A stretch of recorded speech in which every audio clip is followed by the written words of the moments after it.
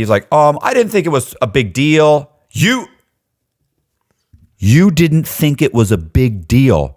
Rephased. Why didn't you mention it? He said, because I mentioned it to him. I was going to talk to him about it. I haven't talked to him yet. Boom! Knocks him slap out. Goes over to him with the pepper spray and sprays him unconscious in the face for about 30 seconds.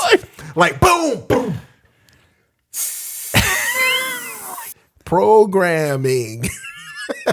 He just gets up and bam! Yeah. Help! Go ahead. Fire! And I realized that you still can see Billy's handprint on my face. You can see like two of his fingers right here, Zach. And we are going to be going over the RDAP program. Residential drug Abuse treatment. Residential drug abuse program. RDAP. Residential R. D for drug, abuse, P for program. Okay. Right. So you say RDAP, and then people still say program. Whatever. So it's the RDAP program in federal prison, which Zach went through and passed, and I went through twice and didn't pass by purpose. Not that I couldn't have passed. I may not have been able to pass, honestly, but I would have passed, but it would have been hell the very last phase. But anyway, and I knew that, and I had a whole different agenda, which you could read in my book. Like, what a selfless, what a plug. Okay, so check out the video. It's going to be funny. Zach is very funny. Zach had a vastly different experience with RDAP, although both of us like the program. And yeah, it's good stuff. It's Survivor meets federal prison. I'm spitting. It's Survivor meets federal prison drug program. Yes.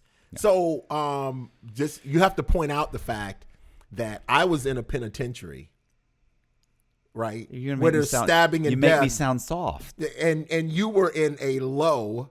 Yeah, bro. Where there's harsh language. I was going to say, people hurt. I got my feelings hurt email. once. I'm sure. Sure.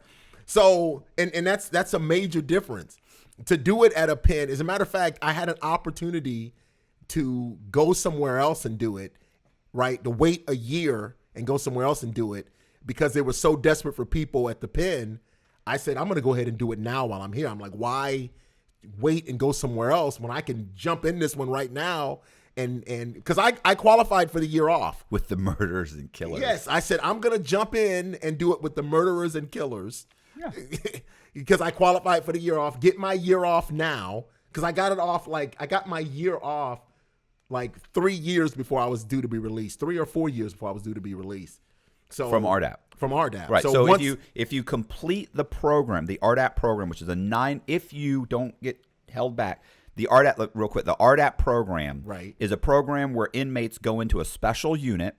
They're retrained or re-educated for 9 months, and at the end of that 9 months, really during the portion of that 9 months, you get 1 year off of your sentence. Now, if you fail for qualified inmates, you get, because some inmates did not, like if they had a violence in their past or a gun charge or some kind of a whatever. Anyway, algorithm, some kind of issue with pictures that. Or video, whatever whatever. Making gang poses, but anyway, go ahead. So then they don't get the time off. But if you qualify, you take the course, the program, you pass it, then you get a year off your time. So you get a year in the halfway house if you didn't qualify for the year off. Well, I didn't get a year. Well, they would qualify you for more halfway house time. Supposedly. Right? I know lots of guys that only got 4 and 5 months. Off. I mean, the halfway. Anyway, Obama kind of ruined that when he. Right. The halfway house used to have one person. They'd have 10 people in one bed. Yeah, and they charged 10 people to be there. Right. And he's like, you can't do that anymore. Right. Here's what halfway houses were doing. They would have an inmate would get out of prison, go to a halfway house, and they would charge them for the government for that bed. Let's say they're charging $100 a day for that inmate. Then they would put the inmate on an ankle monitor and so they monitor him at home. And then they would tell the Bureau of Prisons, hey, we have another bed available. They would then put another inmate in that bed, get another $100. So now they're getting $200 for the same bed. They would then move that guy to home confinement. They'd say, hey, we got another bed available. So they end up having 10. Yeah. like 10 people in one bed getting paid $1,000 a night for one guy in one bed when really these guys are all on an ankle monitor at home. And so Obama came through and said, what are you guys doing? I feel like you're taking advantage of the system. You know, and like for us, for those that are in prison, it was heaven because halfway house are like, come on, more. Right. So more. So guys could get 10 months, a year. But the problem is when they did that, they no longer had the bed availability. And so people that could have gotten a year ended up getting 4 months, 3 months. Oh, it shut down the halfway houses for about 8. It was almost impossible to get in a half. Yeah. When he made that adjustment, it was almost impossible to get in a halfway house for almost a year. Yeah, I went from, like, my halfway house time was adjusted like 3 different times. I even had one time, literally my mom thought she's coming to pick me up in like a week. And when I went in there to say, hey, my family's mailing in stuff. Did you guys get it yet? And they were like, you're not leaving for 2 months. I was like, what? No, I have my date. They were like, oh, no, that changed. When did that happen? Right. So, yeah, anyway, I'm sorry. But no problem. So RDAP, for those that didn't get the year off, basically they'd offer you more halfway house time. Now, see, what's funny about that situation is, in my view, being at the pen, I felt like everyone at the low qualified for the year off. I felt like it was the year off that would keep people in line, that would make it very imperative to be there. Right. And when you're living in a unit where everything you do is like you're in a fishbowl, where not only are the staff watching you, but they've set up a program to where other inmates are watching you. Oh, absolutely. And so everything you do is subject to scrutiny based on the program. Yeah. But tell them a little bit about the program and the requirements, so everybody understands. Well, I mean, so first of all, it's really not a drug program, right? So to get it through Congress, I'm sure they called it a drug program, but really the program is about behavior modification, right? So they're trying to modify your thinking errors. And this is a funny thing, is like prior to going through that program, I would have told you that like these guys are locked up because, they don't follow rules like I very quickly summed it up to, well, they don't follow rules that well. But the truth is, when you go through the program, you realize that the people that are locked up have fundamental problems processing situations in general. And I mean, to a degree where you're like, their immediate leap is like violence or breaking the law or just pure insanity. And you realize like, bro, like that's your first thought is that? Like they're like, yeah. And you're like, oh, wow. And then you start to realize kind of like, to me, I realized going through it, I started realizing like, yeah, my first thought is this. It's not what maybe a violent person's is, but it's still not the appropriate response. And I'm like, yeah, that isn't appropriate. And you've never been in a situation where you focus on that. So I had never been in that situation. So what happens is you wake up early. Like you wake up early in the morning, let's say 6 o'clock.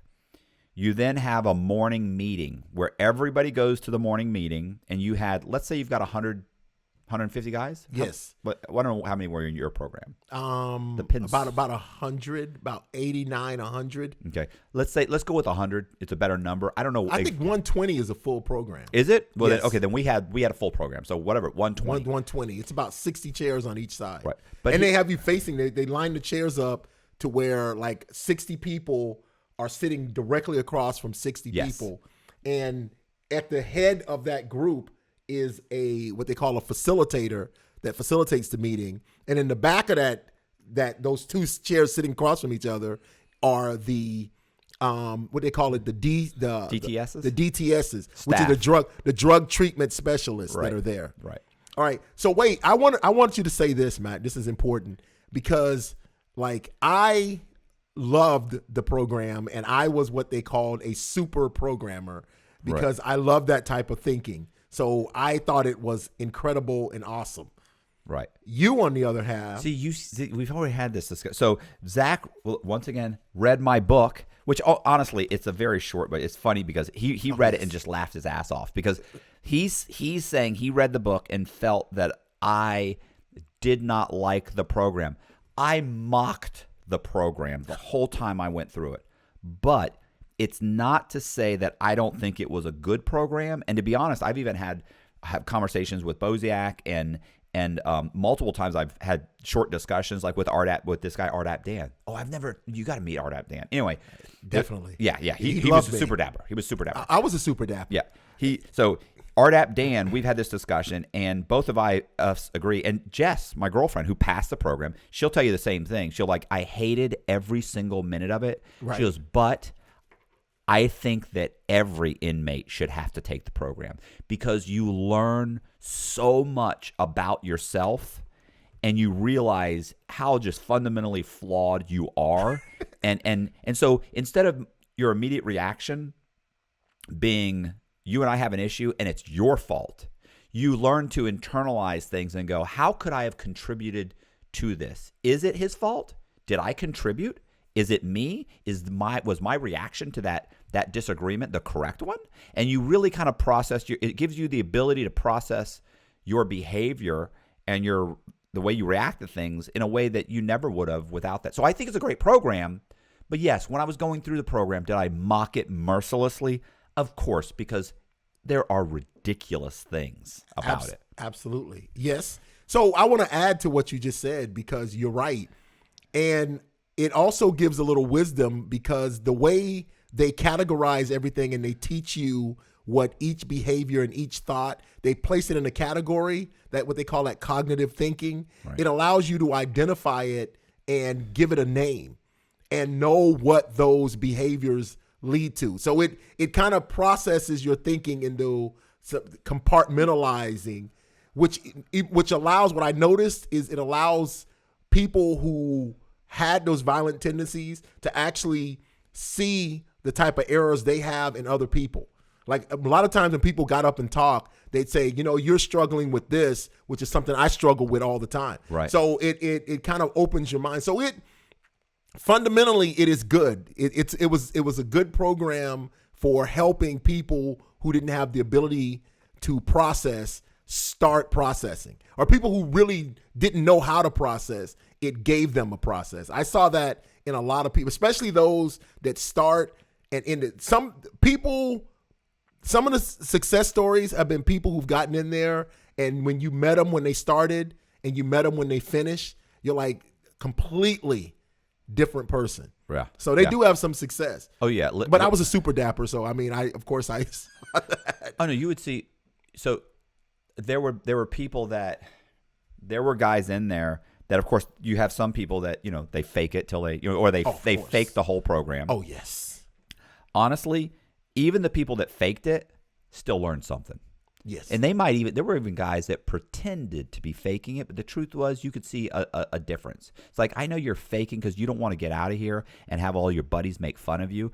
Because guys that weren't in that group, in that program, you got to think, look, we're talking about 1,800 to 2,000 people in the low. You've got 120 guys in the program. So you've got basically 1,800 guys on average making fun of the 120 that are in the program. Oh, he's an RDAP. Oh, they're all snitches. They're all snitching on each other. And we'll get to that in a minute. But they're all telling on each other. Oh, you're a sucker. You're this, you're that. Oh, you got them telling you what to do, and ain't nobody telling me what to do. All this. Oh, they would give you a hard time. I don't know if they did in the pen. Wait till I tell you that part. Finish. Go ahead and finish. Well, anyway, yeah. So it was, it was a hostile environment to be in. And I was going to say, it's funny too, because look, let's face it, for me, being in prison, like, I'm a soft white guy. On average, I'm an average white guy in society. In prison, as far as masculinity is concerned, I'm maybe a 5 or a 6, I think. Outside, I'm like a fucking 1 in prison because of masculinity. At a low, you were a 1? You had to at least be a 2. No, there were the guys that were there for pictures. Like if you say, you have to understand the term that I'm using. If you do, boom. Yeah. No monetization. Understood. So guys that were there because they like to take pictures. That would have brought you above a 1, wouldn't it? I think it brought me up to maybe a 2 or a 3. Yeah. But still, let's face it, you still got the gang members. You got the guys that have murdered people. The guys that have worked their way down from the pen. Oh, listen, and when Obama went through, and Obama, after you let the first wave of like 1,000 guys go, just let them out. Like half those guys are reoffending, right? Right. Then he realized, wait, stages. I'm gonna knock 10 years off your sentence, but you have to do 1 year in the low. Yeah. Then you have to do a year in the halfway house, because there was no mechanism for what he was doing. He was like, yeah, you're right. I'm gonna knock. Immediate release. Right. So you just let some guy, like, he doesn't realize, like, you let some guy that's been locked up for 20 years in prison out immediately without halfway house. His family's given up on him. He's got nowhere to go. Of course he's going to go back to crime. It's what he knows. Right. You've got to put him in a halfway house. And then he realized, no, you know what? If they're in the pen, they don't even know how to behave in society. So you got to go from pen, medium, low, halfway house. I met a guy in the pen that had to go to the low to take the program. And I kept telling myself, God, I wish I could witness that, because you have to complete the program to get out. I go, the torment he's going to go through is going to be unbelievable. Oh, yeah. The same guy, Ledford. The guy's name was one of my cellies at one point, was a guy named Ledford. Life sentence for meth. Listen to this. Life sentence for meth. They told him they would give him like 20 years, but he had to cooperate against his wife, which was involved in it. He said, absolutely not. Give me the life sentence. Gangster, straight gangster. Right. Goes to prison. She don't last a year. Within a year, she's out with some other guy, divorces him with some other guy. Some other guy's calling his kid's fucking daddy, doesn't come visit him. Oh, so he snapped. No, he didn't. I mean, he did 20-something years. Right. He has life. Did Right. 20 years, and then Obama came along and said, my God, what are you doing? Like, Obama said, no, I'm going to give him, he's going to go to the low. He has to pass the program. He has to get out. This guy, one, he was a super dapper. Really? But totally believed in it. Totally believed in the program. He was amazing. And of course got out. By the way, if you like, I'm friends with him on Facebook. This guy got out and hit the ground running. Like, he's probably making $150,000 a year. He's driving an $80,000 truck, bought a brand new house, got out just in time for his dad had died when he got out. Like, I mean, this guy, amazing guy. He was, it's meth. It just ruins you. It ruins people. But yeah, he was my cellie. Oh, he was a super dapper. It's amazing who becomes a super I was just dapper. gonna say, that's what's the funny thing. You don't know. The guy you think never Yes. embraces it. The guy you think, oh, he's going to be fine, can't get through the program. Like, Right. just can't. Right. You're like, what's going on? Like, what are you doing? It's like, oh, that guy this. You're like, And how that's are you what behaving like this? And that's what we have to describe is the torment, the choice mentally that people make to, like, you know what? I'm fine the way I am. I'm not even going to embrace what you're saying. Right. But I want to say, like, what you were saying about in the low, how they made fun of the people in the RDAP. Right. Right. Well, I was in the penitentiary where it was definitely called snitching. And a lot of people were in gangs. So they would have to get permission from the gang to go to RDAP. And what I thought was hilarious is they would ask someone, like, hey, I can get a year off my sentence if I take the RDAP. And some of the people, they're like, well, you can take it, but there's certain things you can't do while you're in there. Holy shit. You and can't, what do you call it? They called it help ups? You can't do help ups. You can't participate in this. And if we hear about you doing that, we're going to, many of people I've seen get jump on the compound for doing something in RDAP, and a person that just gets in there going, what are you doing? That's snitching. And he's like, no, we like, I have no understanding, and they're going to jump you, and you get beat up and taken off the compound. You can't even do the RDAP. It was never that extreme. Oh, but there that's were the guys. pen. Yeah, that's the pen. Well, these are guys that are, they got major. These are violent. Listen, and we had a DTS that stood up every day and said, I hate gangs, because she goes, gang members telling you that you can't get out of prison early to be with your kids, right, making that requirement. She's like, you should never be a part of crap like that. Which I'm like, you're right, but it's also hard to. It's survival. This is about survival. They had conversations about that got one guy, I believe, killed. If he didn't die, he was severely injured. He had to be lifted off of the compound. Did I ever tell you that I did time in the pen? Did I tell you what happened? No. Yeah. So I got into a disagreement with a guy. So I got into a disagreement. Somebody dropped a note on both of us. No, that's not true. That's not true. That's not what happened. That was a different time I went to the shoe. I've been to the shoe like 4 times. Oh, the shoe at the pen in Coleman. Yeah, I was at the low. Right. I get bitch slapped. I'll be honest. I got bitch slapped by a guy. Again? But go ahead. I'm sorry. I was watching. I'm gonna tell you the story real quick. This is perfect, Lou. There's a guy sitting behind me who was a registered Yes. SO, right?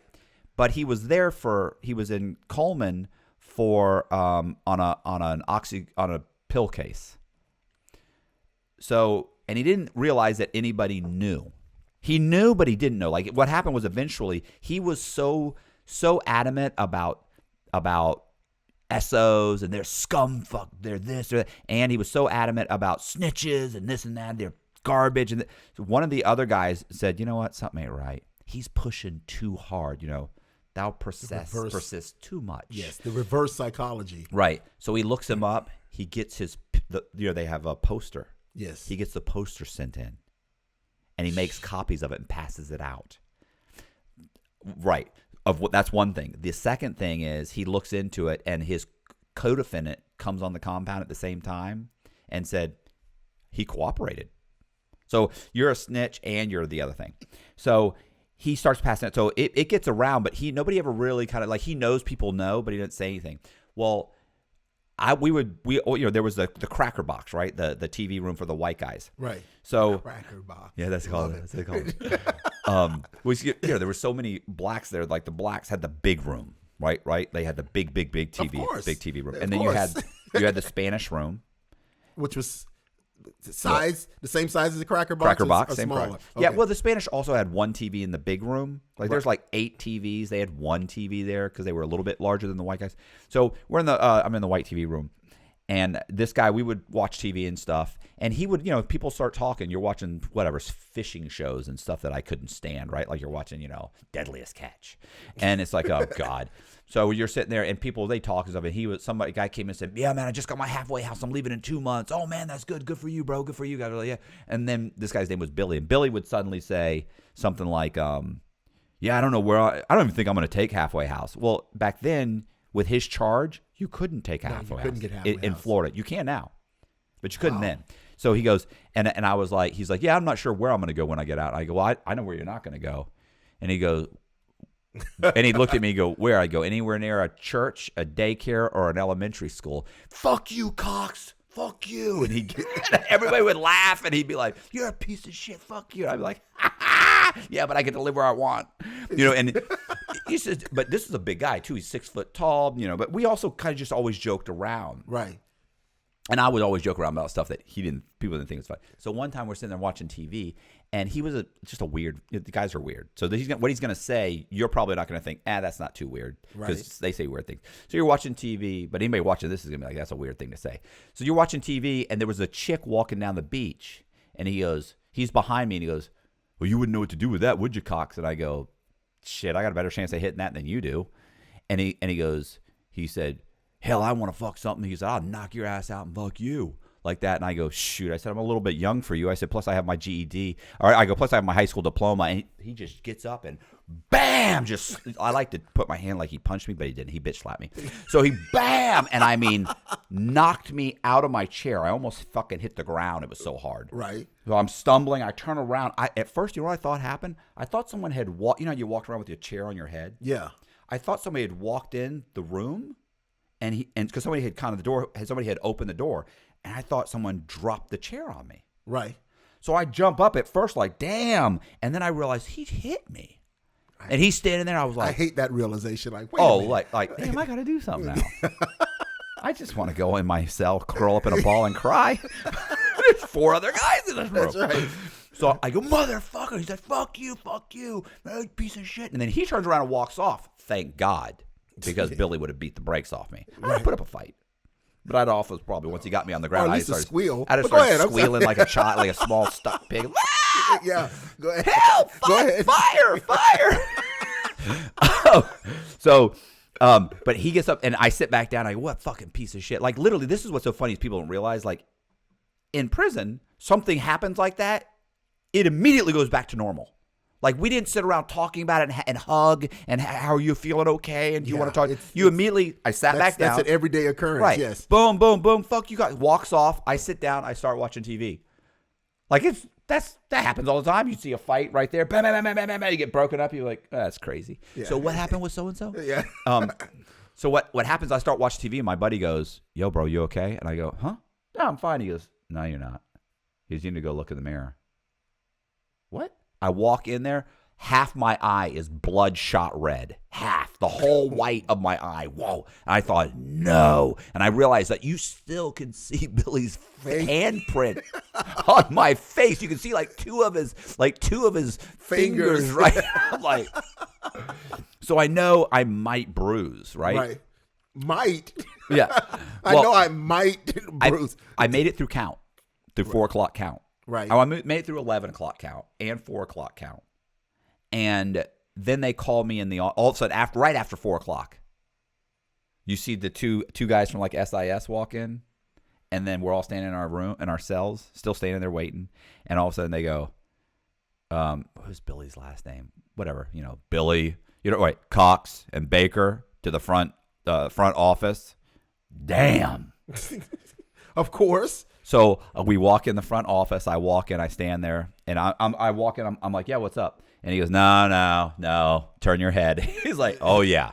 He goes, Cox, I already know what happened. He's like, I got 4 cop-outs already. I was like, there was only 4 people. There was only 3 or 4 people in the room. Oh, somebody that wasn't in there, like, really? Yeah, I'm getting in on this. He heard it. Yeah.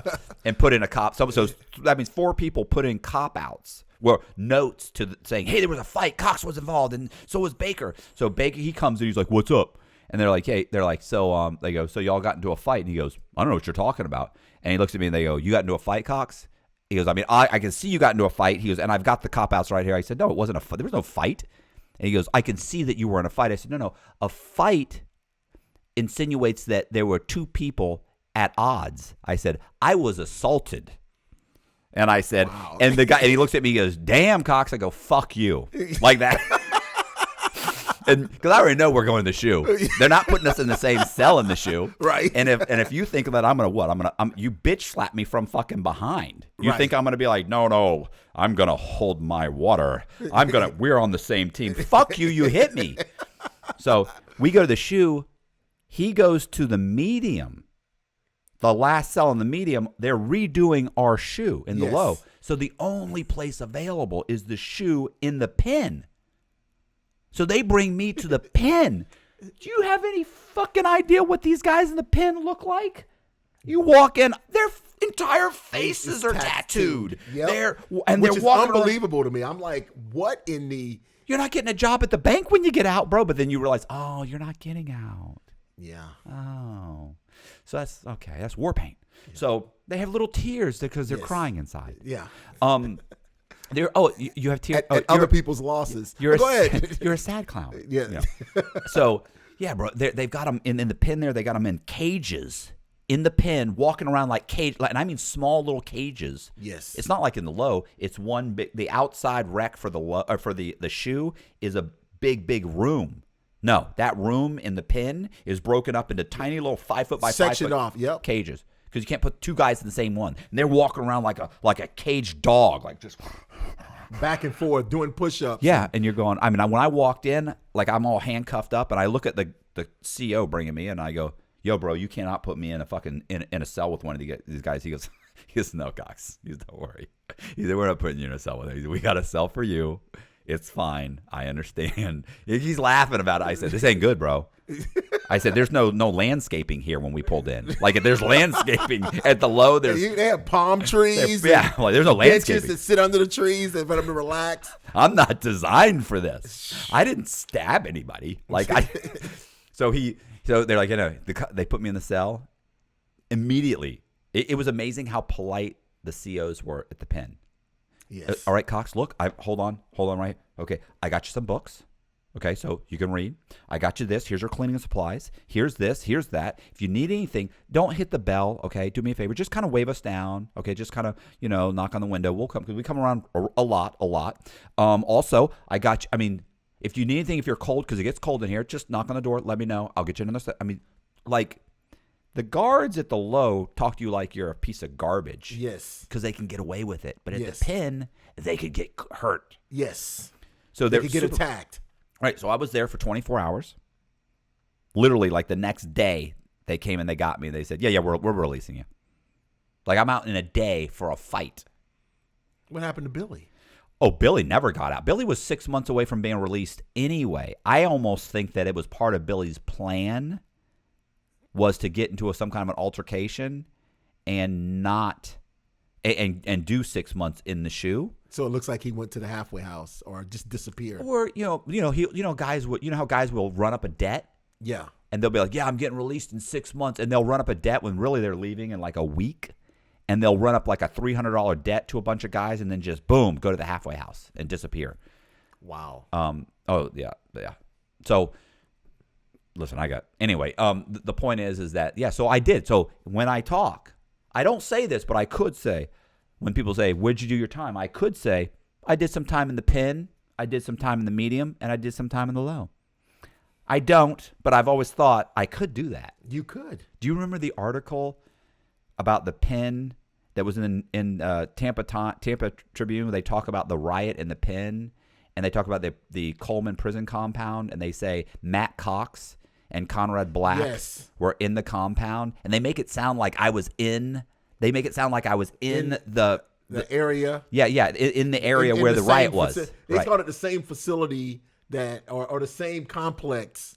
They grouped the whole complex that holds Matt Cox. It was like there was a riot in the complex. We're not sure. And this complex holds people like Conrad Black and Matthew Cox. We're not sure which area they were in at the time of the riot. So it was like, I was in a riot. Like, it looks like when people read that, look, Cox, it looks like you were in a riot with stabbings and all kinds of stuff. When really I was in my cell napping. It's like if you could have known the arguments that were going on at the low over the chess game. I was looking out the window as they were landing in helicopters, and you could hear shotguns going off. I'm like, glad I'm not over there. Those guys got it bad. So, all right. So, I'm sorry. Back to RDAP. Back to RDAP. All right. I forgot where we were. We were at. Oh, okay. So listen. Wait, I guess I have one more thing. The environment inside of RDAP with that 120 guys. Part of the whole thing is this. I know you know this. Right. So part of that is that a big part of RDAP is holding your peers accountable. Is that how they said it in yours? Yes. Because our two programs have a little bit different of the things, the labels they gave things are a little different. And so one of the big things was like the staff couldn't monitor you all the time. So a big thing was like you had to monitor your peers. So if I saw that Zack was doing things that were wrong or inappropriate, it's my job to say, hey, bro, your uniform's not really ironed. And Dr. Smith, or it's appropriate to be ironed. Well, remember, you signed an agreement to obey all the rules of the institution and of RDAP at all times. Right. So, yes, when you're holding them accountable, you're like basically saying you signed that paper saying you were going to follow the rules, and you ain't doing that. But, yeah, you're right. And it would get so bad. So some of the guys are like, hey, bro, you're smoking Tucci. I know you were smoking Tucci in the bathroom. And so someone was like, hey, you're smoking drugs in the bathroom at night. Like, you don't make me be in a position to pull you up. Stop it. If I catch you again. And that they would say that. Oh, no. But listen, it would get so petty. I know this didn't happen in the pen. So it was this part. It was so petty. Literally, I'm brushing my teeth. And I would, I turn on the water and brush my teeth. Brush my teeth. And some guy, and then he standing there. Some guy, boom, I turn it off. I spit, okay, I'm all done. Go to turn around. He's like, hey, Cox, you got a minute? Because that's how they would start. You got a minute? And I go, and this is what they call a confront and level. And I'd go, yeah, what's up? And he goes, I noticed when you were brushing your teeth, you left the water on. That's not good for the environment. It's not good for society in general. We need to conserve water. And so I'm just letting you know that in RDAP, part of the rules are they want us to shut off the water. So I'm just bringing that to your attention. And I go, now you're supposed to say, I appreciate you telling me, and then you repeat what they said. There's a whole little process you're supposed to go through. And like literally the guy that told me that, like the second day I was there, this is a guy that he was a crack baby. He used to take his finger and rub it in his belly button. Oof. Right? And then he would smell it. Ugh. He would also constantly nibbling on he would walk around rubbing his belly and pulling on his teeth, and he would pick at his ears. Like, he was a real, but he straightened up in RDAP. Like, we'd give him a hard time in the unit, but he was a whole go fuck yourself. But in RDAP, he straightened up. So I'm looking at this guy. He'd been there 3-4 months before me. And I'm looking at this guy thinking, did a crackhead, a crack baby crackhead, just tell me how to live my life? Like, are you serious? Like, bro, you eat with your hands. I've seen you chewing on your toenails. Jeez. Like, you're a disgusting human being. And I had to turn to him. I was like, yeah, all right. Yeah, good talk, bro. Good talk. Like, I just gotten there. I don't know anything. So I leave. But that was the kind of thing, like, you would type, you'd be typing, and then you'd get up to leave, and somebody would say, by the way, bro, I noticed that you didn't go to the bathroom and wash your hands before you were typing on the computer. And, we all use those computers. So it's important that we keep each other clean. It's a clean environment. We want, and you're like, what the? Yeah, well, they got on me for the ice machine had broken down. And so there was no ice. Well, there was a little bit of ice on the bottom, and they had taken the scoop. I guess the guard, it's like, hey, the ice machine's not working. They took the scoop. So I took my cup, the ice that was left, and scraped it out of the bottom corner.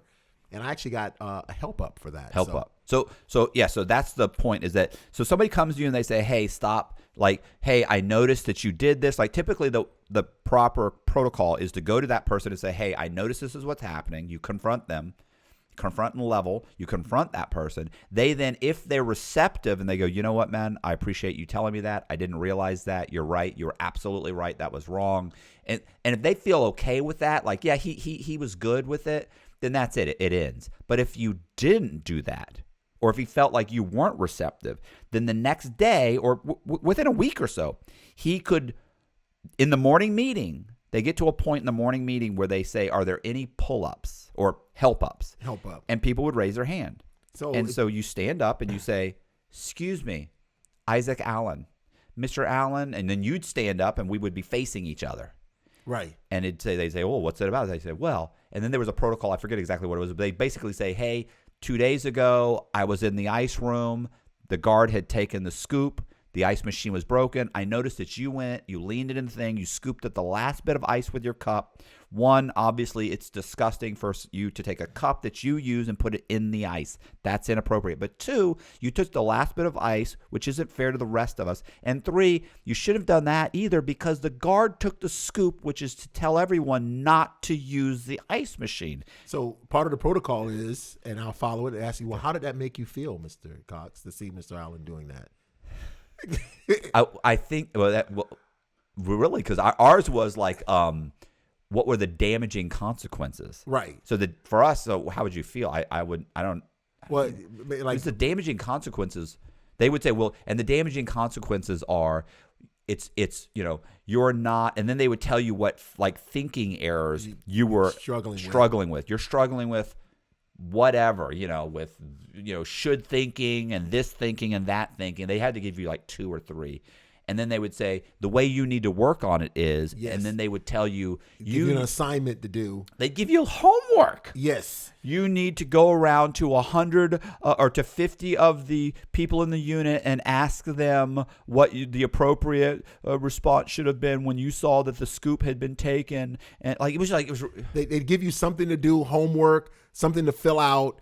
You need to come in here and do a RSA on the board or do something. They'd have you do a skit acting out like what you did and what you learned from it and stuff like that. But what you got to mention, because we really got to give the format of how all this lays down. But what you got to mention is when someone else approaches you like that and they stand you up in front of all 120 people in the meeting and tell you what you did wrong, you're not allowed to say one word. No, you can't. You cannot.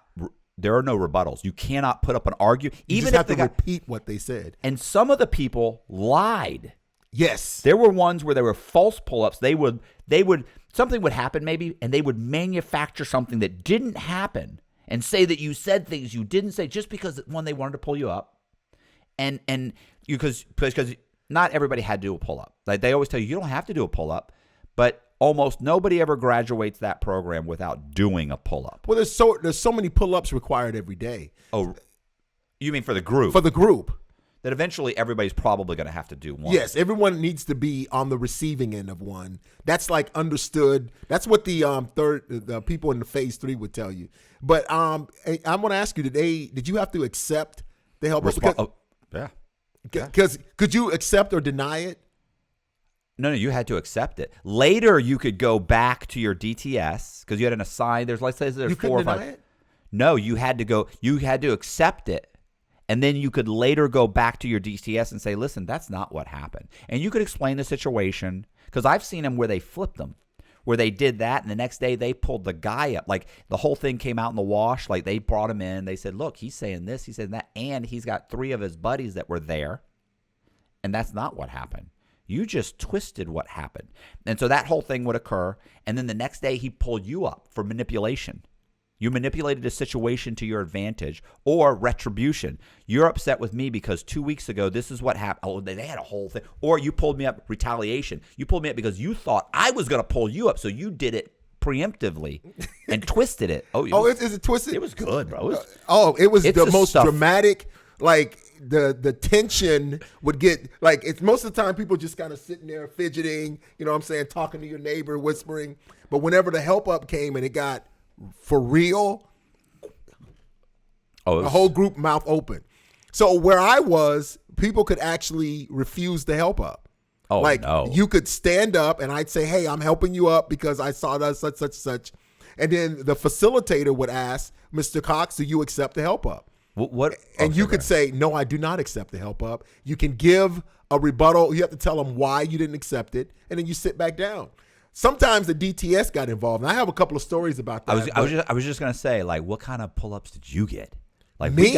No, not you. Just in that program. Like our pull-ups were like someone snuck some chicken out of the chow hall, or we used to not be able to use, like seasoning.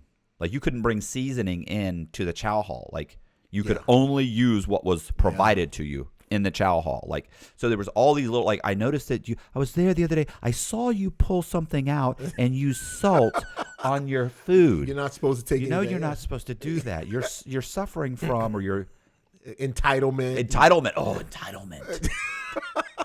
Yes. So, same thing, skipping the line, you know what I'm saying? Or leaving early. Leaving something early or not finishing homework. So we had a lot of pre-scheduled, determined help ups. Like we had to have at least 2 every day. So a lot of times people would get together and say, hey, Matt, let me, say we're going to need some help ups. So we actually facilitated it just to keep the BS down. We'd help people up, give us, and every once in a while the DTS would get upset because you're like, these are all BS help ups. And then they'd give them assignments. Sometimes you would get an assignment. Like they'd already have guys that, look, I'm going to stand up. So-and-so is going to stand up. So-and-so. And they're going to give you assignments. And your assignment's going to be bullshit, bro. I'm not going to make you do it. Yeah. The phase 3. But every so often there was a legitimate issue and a person would have the balls to stand up and give a help up on that issue. And those were the moments where everyone's like, you couldn't believe it because the reaction was real. The situation was real.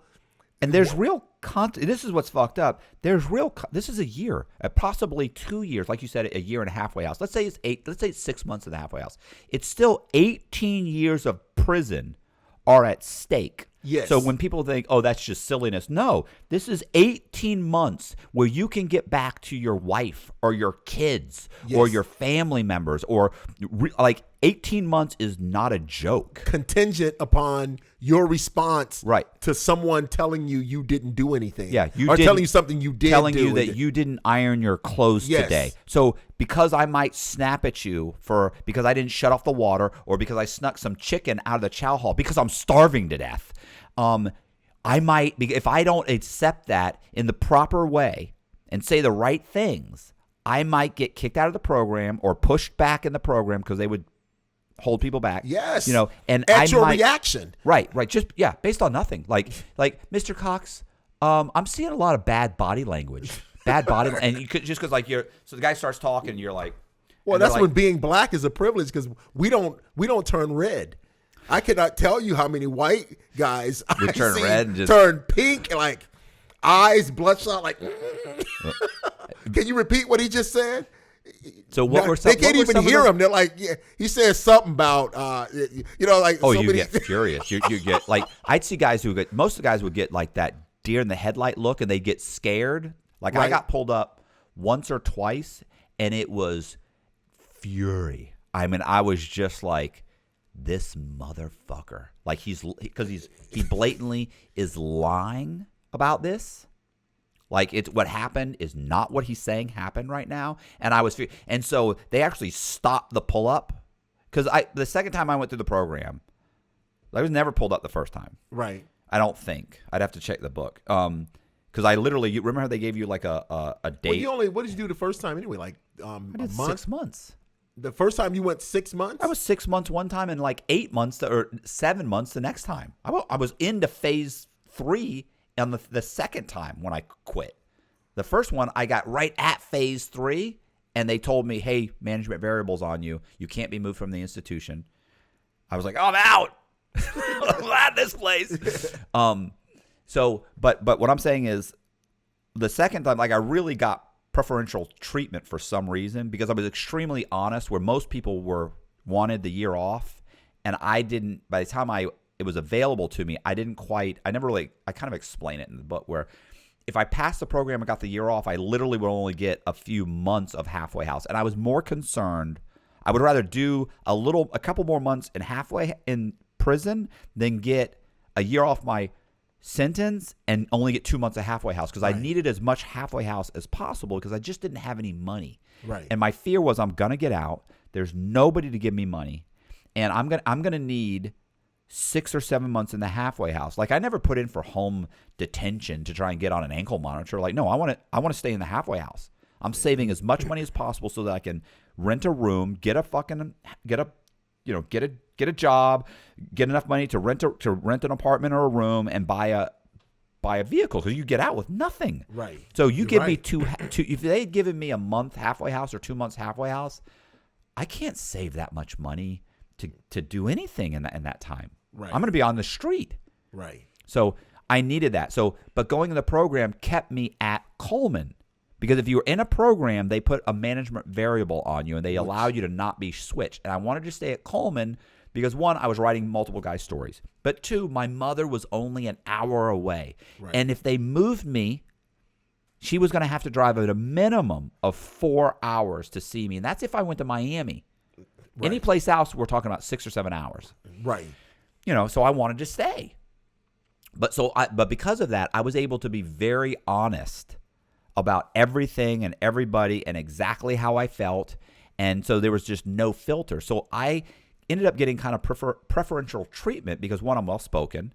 I was very honest, and I had no filter. So we would be in let's say our class, and there's 30 guys in the class, and people would talk, and then the DTS would respond, and then she would, like, we're talking about a good 20% of the time, she'd go, well, Mr. Cox, what do you think?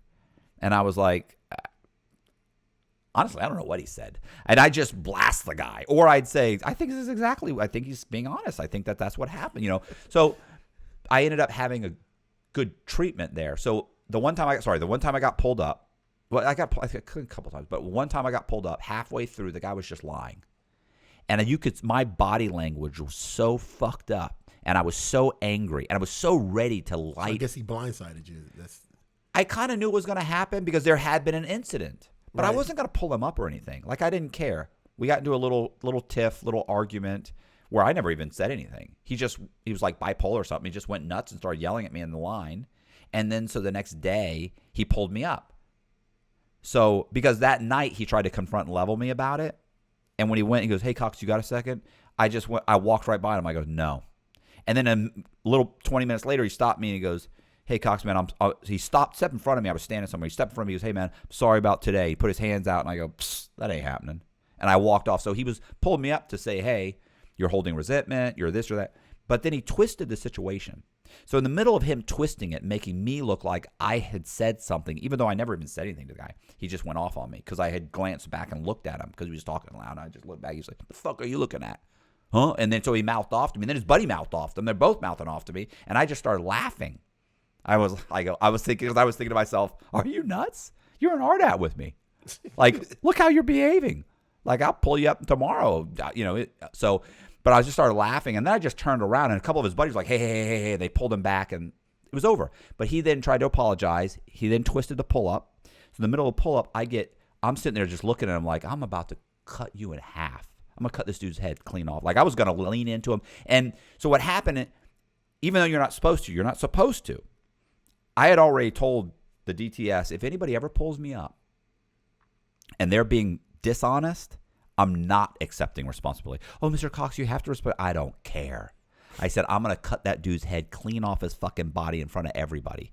And I don't care what the consequences are. And so she could tell, like, there's like 3 DTSs and they're sitting there going back. He's going on and on. And I start going, like, you could see my body language. And somebody even says, hey, Cox, body language. I go, fuck that. Like that. And the guy was like, oh, they're scared. Like, everybody, they're like, whoo. They don't say anything. They're like, body language. And I'm like, fuck that. And I'm like, I'm waiting for him to finish so I can lose it on him. So you didn't hear a word he said. I heard he was lying. And so the DTS ends up saying, Dr. Smith happens to walk in. She goes, you know what? The DTS stops it. She goes, stop. Hold on a second. Goes and gets the doctor.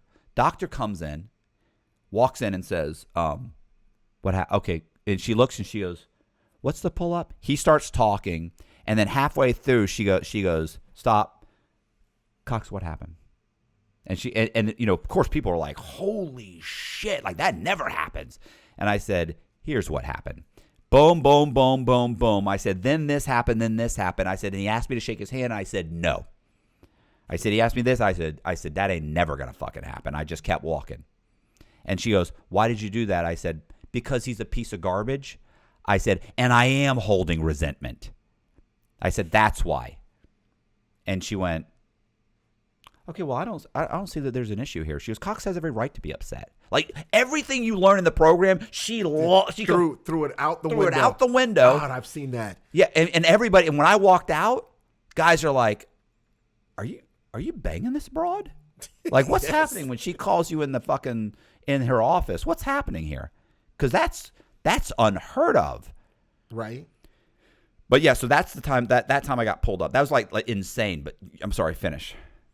Sorry, I don't know what you were saying. Oh, what I was going to comment on that and say we had 2 guys in our program that the DTS loved, and they allowed them to get away and do things that no one else could get away with. Brutal honesty. I was going to ask you, have you seen anyone get kicked out for being brutally honest?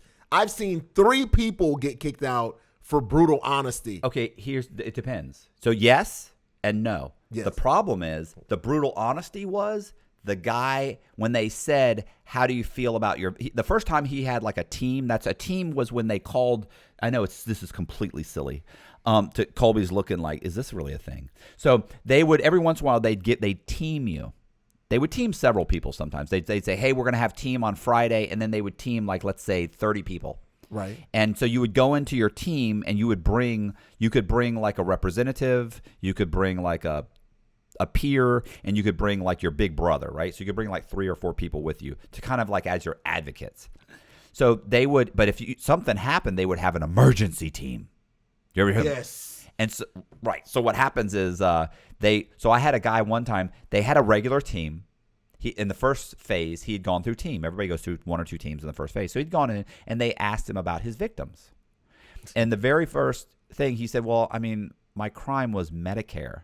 So the victims would be the United States government. And they'd say, well, how do you feel about that? He'd go, I don't feel anything about it. Like, what do you mean? And they were like, do you feel bad? He's like, for the United States government, they go, well, your victims are anybody on Medicare. It's everybody. It's thousands of people. He'd go, I don't see it like that. He'd say, it was the United States government. It was $4.5 million. He's like, I mean, I don't know. What am I supposed to say? Like, I paid back some of the money. He's like, I have a nice house. I have nice vehicles. I worked out an agreement. He said, my wife's living well. He's like, I made a lot of money. He's like, do I feel bad about it? No. This is what he's first phase though. Keep in mind, first phase you could do that because you don't know anything yet. Right. You're a newbie. It was the third phase, and they brought it up again. And his brutal honesty was, to be honest, I just don't feel like I have any victims. Like I don't feel like I have any victims, so I don't feel bad about it. I know what I did was wrong, and I shouldn't have done it. I certainly wouldn't have done it again. He goes, but do I feel bad for my victims? He goes, no. What victims? You're saying, oh, everybody in Medicare. He's like, I mean, think about it. That's like what, a 0.0000002, for everybody in Medicare. Like, no, I don't feel bad. Nobody in Medicare knows that they were hit in some way or victimized. He's like, no. Bam. Straight out the door. You haven't, but that was brutal honesty. Right. Stupid brutal honesty, but brutal honesty. Think about it. It was honest. He was being honest. So why you say it was stupid, brutal honesty? Because it got him kicked out of the program. Because the truth is, well, how did you know what brutal honesty gets you kicked out of the program and which one doesn't? Because brutal, the one where you're brutally honest about, basically what he was saying is, I haven't learned anything, and I'm not. He was honest, but the truth is, he should have been, even if he felt that way, which I'm sure he did. He should have not been honest in that situation. He should have lied and pretended to say, no, what I did was wrong, and I know this, and I know that I victimized people by doing that, because it's the appropriate thing to say, and it's what they want. And the truth is like, if you end up stealing $5,000 from Bank of America, your victim is Bank of America. There are idiots out there that will scream, every single person, that it's not even measurable. What I did to Bank of America isn't even measurable. So are there victims at Bank of America? No, it's just Bank of America. So I think what he said was correct. I think they have an improper interpretation of what a victim, what your crime is. They don't understand it. And as a result of that, they kicked him out of the program. So he should have known that. He should have simply lied. Yes, I know I have victims. I know this. I know that. He should have and his brutal honesty got him kicked out. Some brutal honesty is brutal honesty where you say something like for instance, do you remember the thing you do when you first go in? You have to take like a survey. Not a survey. It's a series. What is a survey? It's a bunch of questions they ask you. And one of the things they asked me was, the guy goes, and in a way, I almost just threw him a bone. You know what I'm gonna say, right? If you read the book, so you know. So I threw him a bone because I had done the little survey, and I said, he goes, what are you hoping to get out of this program? And I went, I would like to be able to tone down my narcissism a little bit. and let's face it, saying that about yourself is brutally honest. Am I a narcissist? Yeah, everybody's a narcissist. Everybody has some narcissistic traits, right? Okay, so that's not brutal. When does a true narcissist say, "I want to tone down myself"? What? No, right. Well, I'm not saying a true narcissist. I'm just saying my narcissism. And there's a scale, right? Like you have the top scale, right? Which is, let's face it, like probably Trump, right? He doesn't think he ever does anything wrong. And by the way, between you and I know you'll be disgusted by this. Like, I actually, there's a lot of stuff about Trump I do like. My problem is he's such a narcissist. And by the way, that's bad for the algorithm. My problem is not being able to admit when you're wrong. There are things that you've said that are wrong. Admit it. Also, so there are some things that I think he's done and said that I wish he was, like when he goes off prompt, when he's reading the teleprompter and he goes off, it's like, oh God, don't go off script. Well, some of it is fantastic. So I'm saying that's the top scale. Right. I'm saying I'm not top scale narcissist, but I have some narcissistic traits.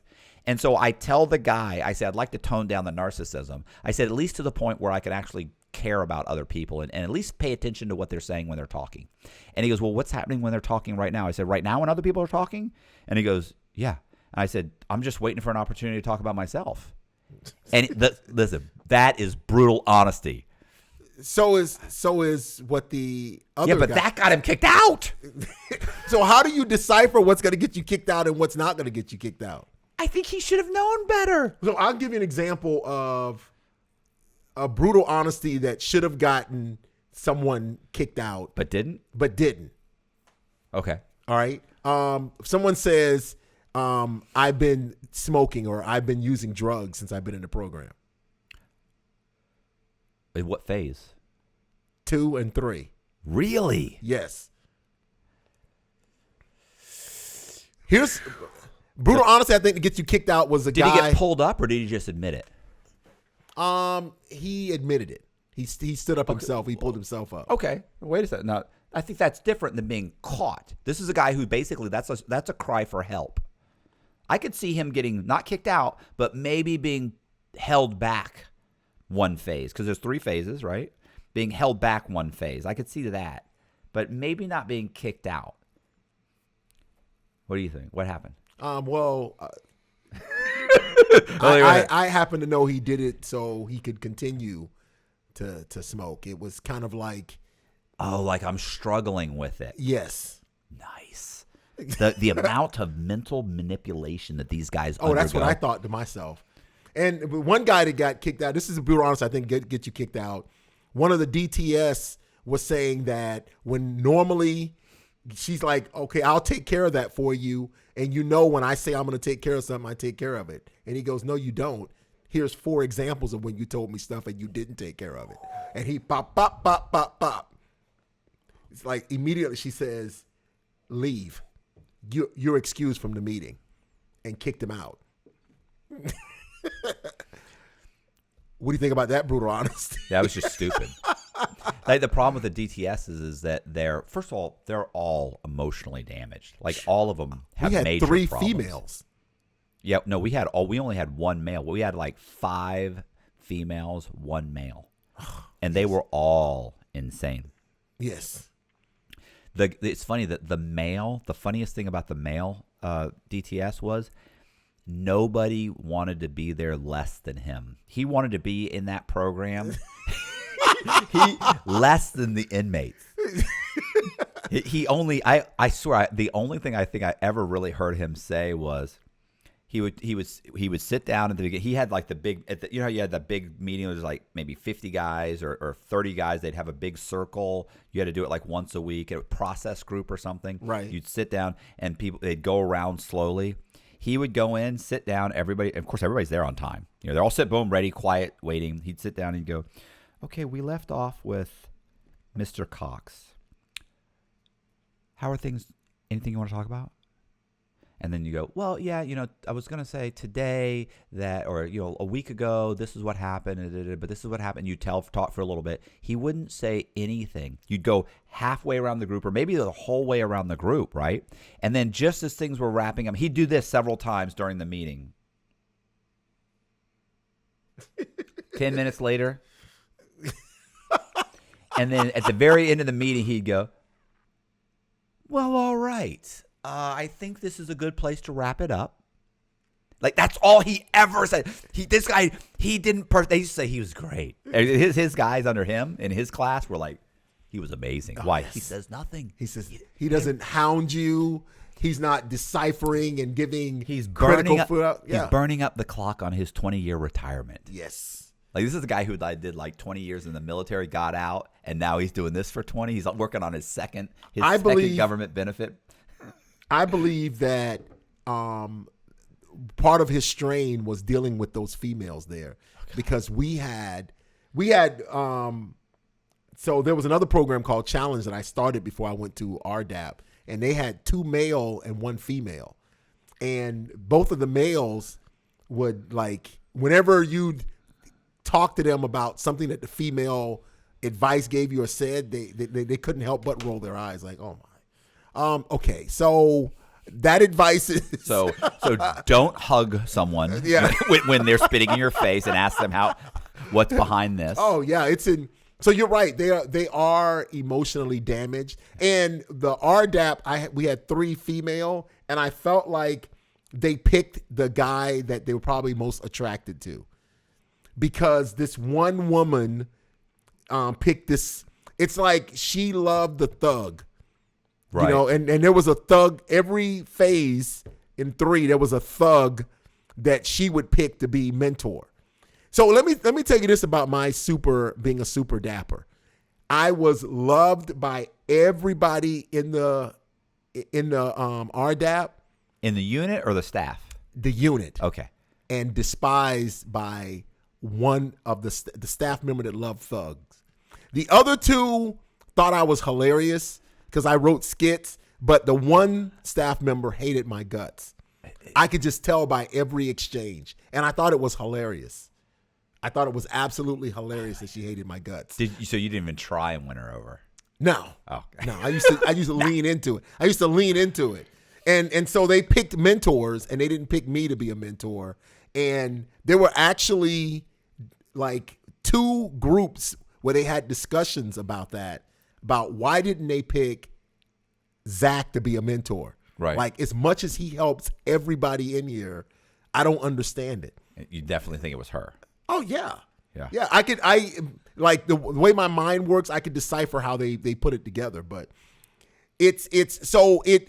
you're right. The staff member are the DTS are like flawed individuals that sort out us or the people in the group by what they prefer or what they like. So someone liked you, and that's the whole point. That's why you didn't get kicked out for brutal honesty, because I've seen people get kicked out for way less. Like I saw a guy get kicked out for not accepting a help up, right? And he didn't accept it, so they go, we kicked him out. So I'm like going, yeah, but you're allowed to not accept it, right? Exactly. That's what we kept going. But aren't you allowed to do that? Yeah, but we can tell that he wasn't progressing. He was in the first phase. Yeah, you almost never. You'd have to be a complete maniac to get kicked out in the first phase, the first 3 months. Oh man, you'd have to be a maniac. Well, in the pen, a lot of people got into fights and different situations, so they were gone in and out. It was hard for them to keep people down there. It was hard. I was just gonna say there was this one. So by the way, we had one woman who was a Spanish woman. She was extremely just angry and bitter, and so she was one. She wasn't that hard to deal with, except that she was angry and bitter. Then we had this one woman, a black woman, who was I don't want to say she was I do feel like she was a pathological liar. Right. So she had some pathology, right? Some issues with it, because she was constantly saying that she used to tell people that she had a master's degree. Right. That Dr. Smith wasn't the only person that had a master's degree or doctorate or whatever she has. She said, and so she would tell people that they had offered her to run the program, but she didn't want the responsibility. She liked her life the way it was. So, but it come to find out, of course, it was just absolutely wasn't true, right? Right. Like she used words like edumacated. So it was just like there was just like I was like, are you serious? Did she just say like it's like a couple of guys were like, did she just say edumacated? Like there's she constantly saying things, and I had a list in the book. I list things that she said. Well, God, what was one of the ones she used to say all the time? What it was I mean, she would say stuff that would be like it's almost like she was well spoken, but it was like, I feel like you're almost saying this on purpose, but she wasn't. So it was like, it comes out later. I actually asked Dr. Smith. Dr. Smith actually said, I don't know why she tells people that. She's like, no, she doesn't. She is, but she tells people that all the time. But she said lots of stuff like, people that say, how was your weekend? And she'd go, we flew to New Orleans. We did this, we did that, we did, and it wasn't true. Like you didn't fly to New Orleans because 2 days later somebody would ask you, and she'd say she went somewhere else or she did this. It was these little, but you're in prison, you don't know. Right. So she had some issues there, but she actually liked me. At first she hated me. The first phase she hated me. Second phase she liked me. And then we had one that was her name was Dr. Neesmith. Well, not Dr. Sorry, just Neesmith. Her name was Neesmith. Neesmith was bipolar, and she had some people she absolutely loved and some people she absolutely hated, and she absolutely loved me. Right. The very first day we got into an argument, and I pushed back, and I was the only person that I think had ever probably pushed back on her. And as a result, she backed down and immediately decided she liked me. She was the one that I told you, like I would fill out my book and hand it to her, and she would look at it. She would hold it for a week, and she's supposed to review them. Oh, yeah. And then a week later, she'd call me in to get my book, and I would think, because I either hadn't done the work or I wrote ridiculous things that you should not have. I answered questions completely inappropriately. I mean, like absolutely inappropriate. Like not like in a sexual nature, but just in a comical, ridiculous nature. One of them was like, what would your life be like in 10 years if you stopped using drugs, and what would your family life be like, and what would your political or your community life be like? And I put down, and what would your relationships be like? And my answer was, You gave you one paragraph, and my answer was, hopefully in 10 years from now, I will be dating a 22-year-old ex-stripper who is only with me for my vast real estate wealth. I will have no children. I said no family to speak of. I said, and since I'm currently a convicted fraudster, I am a pariah in the community, and therefore will have as little to do with them as possible. That's it. That was my answer. I said, and I'll be absolutely happy. And then I put, go RDAP. And then I said, hopefully I'll die at the age of 95 betting my young bride. Like that was like, it was ridiculous, like hilarious, but also people would read it and go, oh, bro, you're going to get thrown out. Gave it to her. 2 weeks later, she's read all of them, looked them up, graded them, came back in. She goes, okay. And that by the way, my whole book was riddled with those. There were no serious answers in the book. Comes back and she would go, okay, Cox. And I'd walk in waiting for the lecture, waiting for what the hell are you doing? You think this is a joke? What are you doing? She comes out, she goes, look, she said, look through your stuff. She said, you clearly have a good grasp of the material. She said, just keep up the good work. Like, you're doing great. And I was like, thank you. Take my book and I leave. This happened over and over the whole program. She never looked at my books. Never. Wow. There were guys that would barely say something out of line, and she'd make them erase the whole page and rewrite it because you had to write in pencil. But I'm saying, so like I really got lucky. Like if I ever took that program again based on like this podcast or this book, if they saw it, I'd be dead. They just never let me. I won't make it through phase 1. So I know a guy that did that, who wrote that down and called the DTS.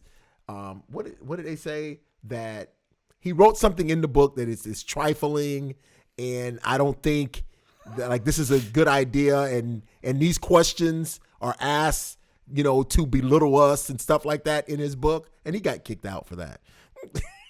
Can you imagine? And you wrote stripper comments, and they never said a word. Of course. Who doesn't want to date an ex-stripper? Like, yeah, you dealt with a lot of different help-ups, but the help-ups that I had, I think I got helped up probably in the whole time about 4 times in the group. So you're saying someone pulled you up? Someone for pulled something me up. You did. Right. So normally where I was, help-ups were generally false. They were fake. Really? See, no, man. Ours were, I'd say 99% of them were real. Stupid, but real. Well, ours were fake, stupid. Every once in a while, there were real ones. Generally, so I was always surprised. I had to ask myself that question. Real help-ups, I was always pleasantly surprised at the tension and the resolution. There were good ones where someone actually had an issue with somebody and it got very tense where that person was mad and they talked it out and they actually resolved it. I was very happy to see that. You know what I'm saying? And that kind of gave me hope that, there are alternatives to doing it. Well, can I also point out that because you have to think, look, first of all, in the low, they didn't like it. Like it was upsetting, okay, in general. Because of course you're in the low, you're kind of almost pretending that you're upset about people snitching and this and that. But the truth is, most of the people at the low cooperated, right, in some form or fashion. Now they may have cooperated and justified it, and they may hate snitches, but they're justifying their cooperation. But most of them did. In the pen environment, not only do they despise snitches, but they're ready to retaliate against snitches. Yes. And that's the environment you're in. So you're in an extremely tense. Oh man, ours is just 18 months, or you get down. There were so in the meeting. I think how many fights did you have? We only physical fights in the meeting? Just one. Okay, in the meeting, physical fights I've witnessed probably 8. My God. And you have to imagine the kind of guys that are in the pen. Like these aren't a couple of tax accountants. I would say 8 fights and 1 assault where somebody lost an eye. So it well, was. What do you mean fight? So you mean when I say fight, a fight is physical? Yes. Okay. Physical. You physical. said an assault. So there was 1 assault and there was 8 fights. Well, what's the difference between a fight and an assault? Oh, you mean the guy who just got? Oh, that's right. There's just a guy that got just attacked. Yes. He was no fighting back. Even it was just an attack. Yes. Okay. So and then there were fights where it's like like I don't know why this jackass helped me up, blah blah blah. Like, listen, man, Right. Break it up. Pepper spray. Everybody to your rooms. My God. So, all right. So for me, I never had. So the point I was trying to make is where I was, 90% of the help ups were coordinated. So we had a help up team where guys would go around and say, hey, listen, we got to have 2 help ups each day. So it's coming around to you. You got to be helped up. So John's going to help you up. He's going to say that maybe you skipped in line, or you in a line, you told kind of a joke that nobody appreciated. And we're going to help you up for telling that joke. Oh, bro. See, that right there, that would have never. These guys in my program were snitching so much. You couldn't get a coordinated effort like that. That's all we did. No. That's all we did. No. So we set up. So every day we'd have 2 set up help ups going. Wow. And every once in a while, That is manipulation. Oh yes, that's how we did it. It looked good for the ladies. That's what it was. And the help up was fake. For me, I was kind of an overachiever. So I love joking around in comedy. So my favorite part of the meeting was the upbeat ritual. I hated the SVU. Oh, How embarrassing! It was embarrassing and just. Bro, I came up with, so some of the people I talk to that are in RDAP, they still call me and I give them suggestions of upbeat rituals. Still, and some of the upbeat rituals I've done are been solidified. On the RDAP phone? On the RDAP phone. So did they ever listen to your phone calls? Yes. Yeah. I forgot about that. That's something else we can talk about. We had a guy, by the way, real quick. We had a guy that was working at some chick on the outside. She had sent him like $3,000, and he was bragging about it on the phone, and they heard him. And of course, he's also talking about, he's calling women, bitches and hoes. Yes. This and that. Yeah. I got the and then he and I got this one girl, man. She sent me $3,000. I told her I got no money when I get out, so she been saving her money. She sent me $3,000, and he had it on his inmate account.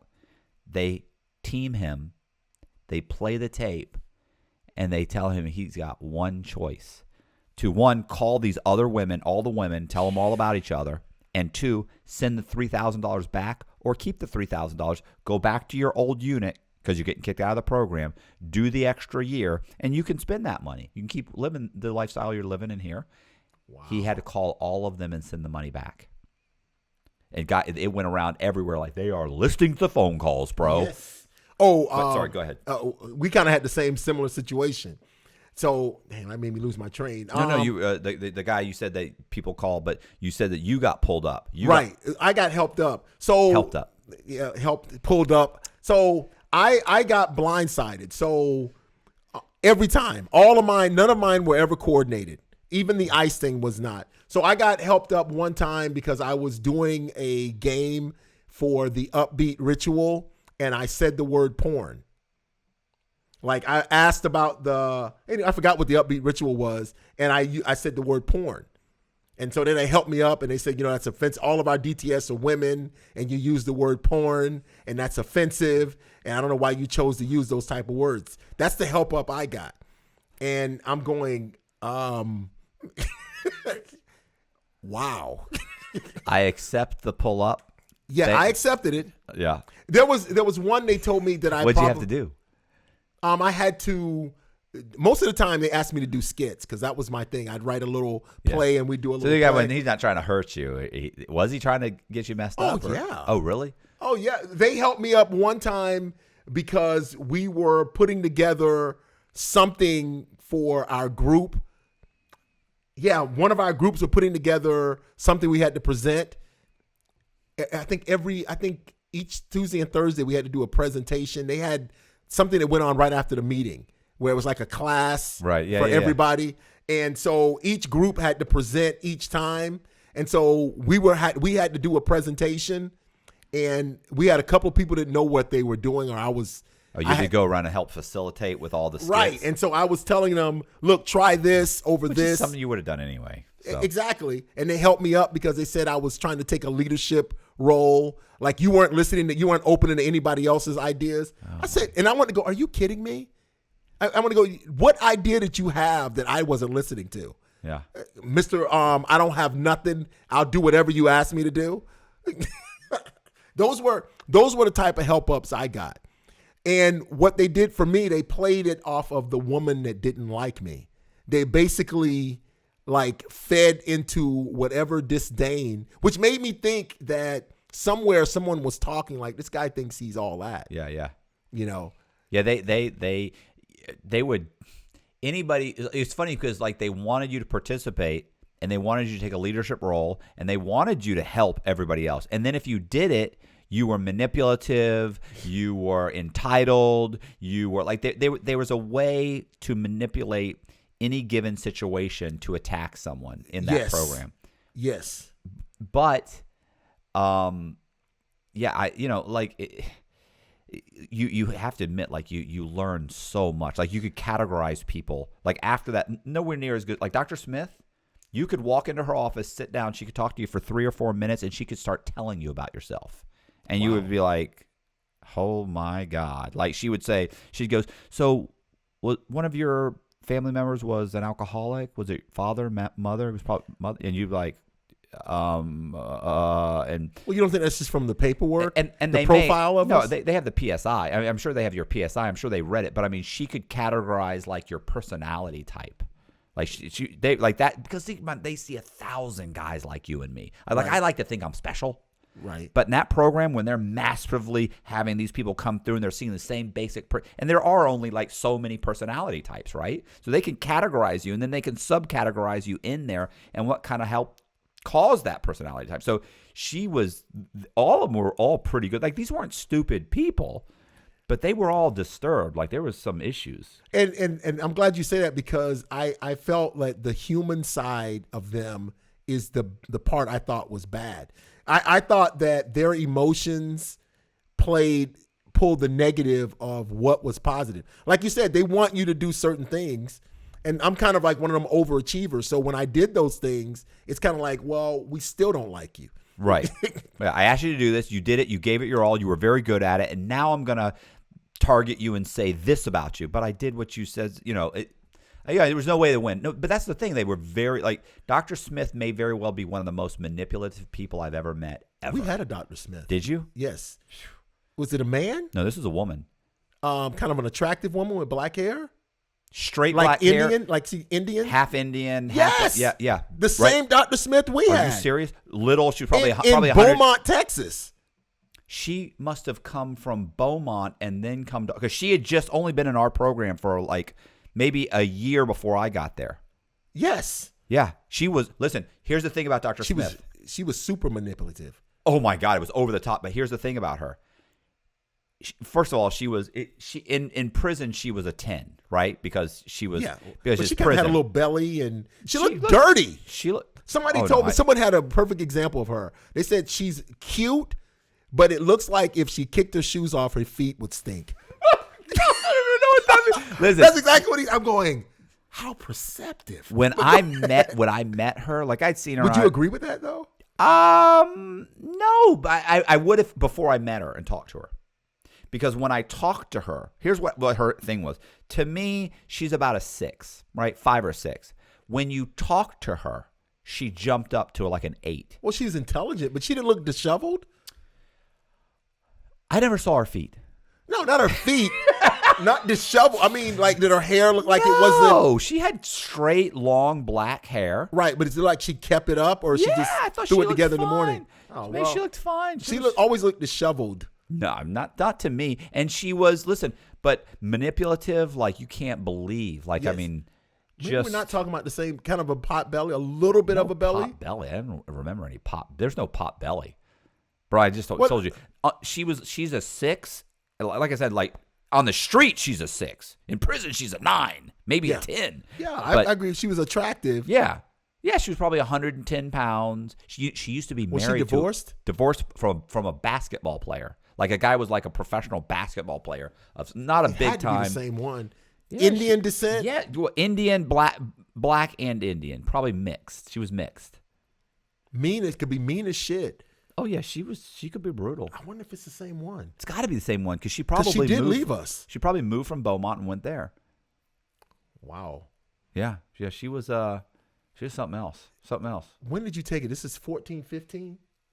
I took it in 2000 and I think she left 2018. Yeah, she left about 15. Really? 15, 16? Yeah. Probably, yeah, because she got there, like I said, a year or so before I ended up in there. And I went to so definitely, probably 16. She probably got there in 16 because I started the program at first in 17. Went for 6 months, got out for 3 or 4 months, got back in for 8 months or 7 months, and then got back out. Might have been almost 8 months. What a small world. Right? Well, it's a BOP. Well, I didn't have her long. I had the guy, but I'm telling you, I had no problems except with that one woman. Her name was Pruitt. Her name was Miss Pruitt. That's the only woman I had a problem with. And she did not like me. So, bizarre. So, how long was each program, by the way? I was thinking about something you just said. The one chick I told you the first time I went through, she didn't like me. How long was each phase? Yeah, 3 each months. phase. Sorry, 3 months. 3 months each, 9 months. Right. So it was 12 weeks. So I remember the first phase I was in this one chick. I can't believe I can't remember her name. The black DTS chick that I told you about, and literally. Like she when the first day I got there, she started laughing when she saw me that I was going to be in her group. Like literally, like looked at me. And she goes, Cox, and I was like, oh man. And after the end of the week, like I didn't say anything like the first week. I figured I'll just be quiet, right? The first week, so I didn't say much. But at the very end of the last week, I was walking out. That she was saying goodbye to everybody as we walked out the door, and she looked at me and she goes, Cox. She goes, how's it going? And I go, 11 more weeks. And I turn her and she goes, oh, and I just kept on walking. And she was like, like I made it. I go, I got 11 more weeks. I'm out of here from you. But yeah, but she ended up liking me. She ended up really liking me. But yeah, I know what you're saying, bro. They can make your life. Yeah, it was rough. It was so for me, the overall experience. It was fun for the camaraderie that I had and the people that I dealt with, and it was fun because I got a chance to show off some skills and everything, and I love that type of in the pen.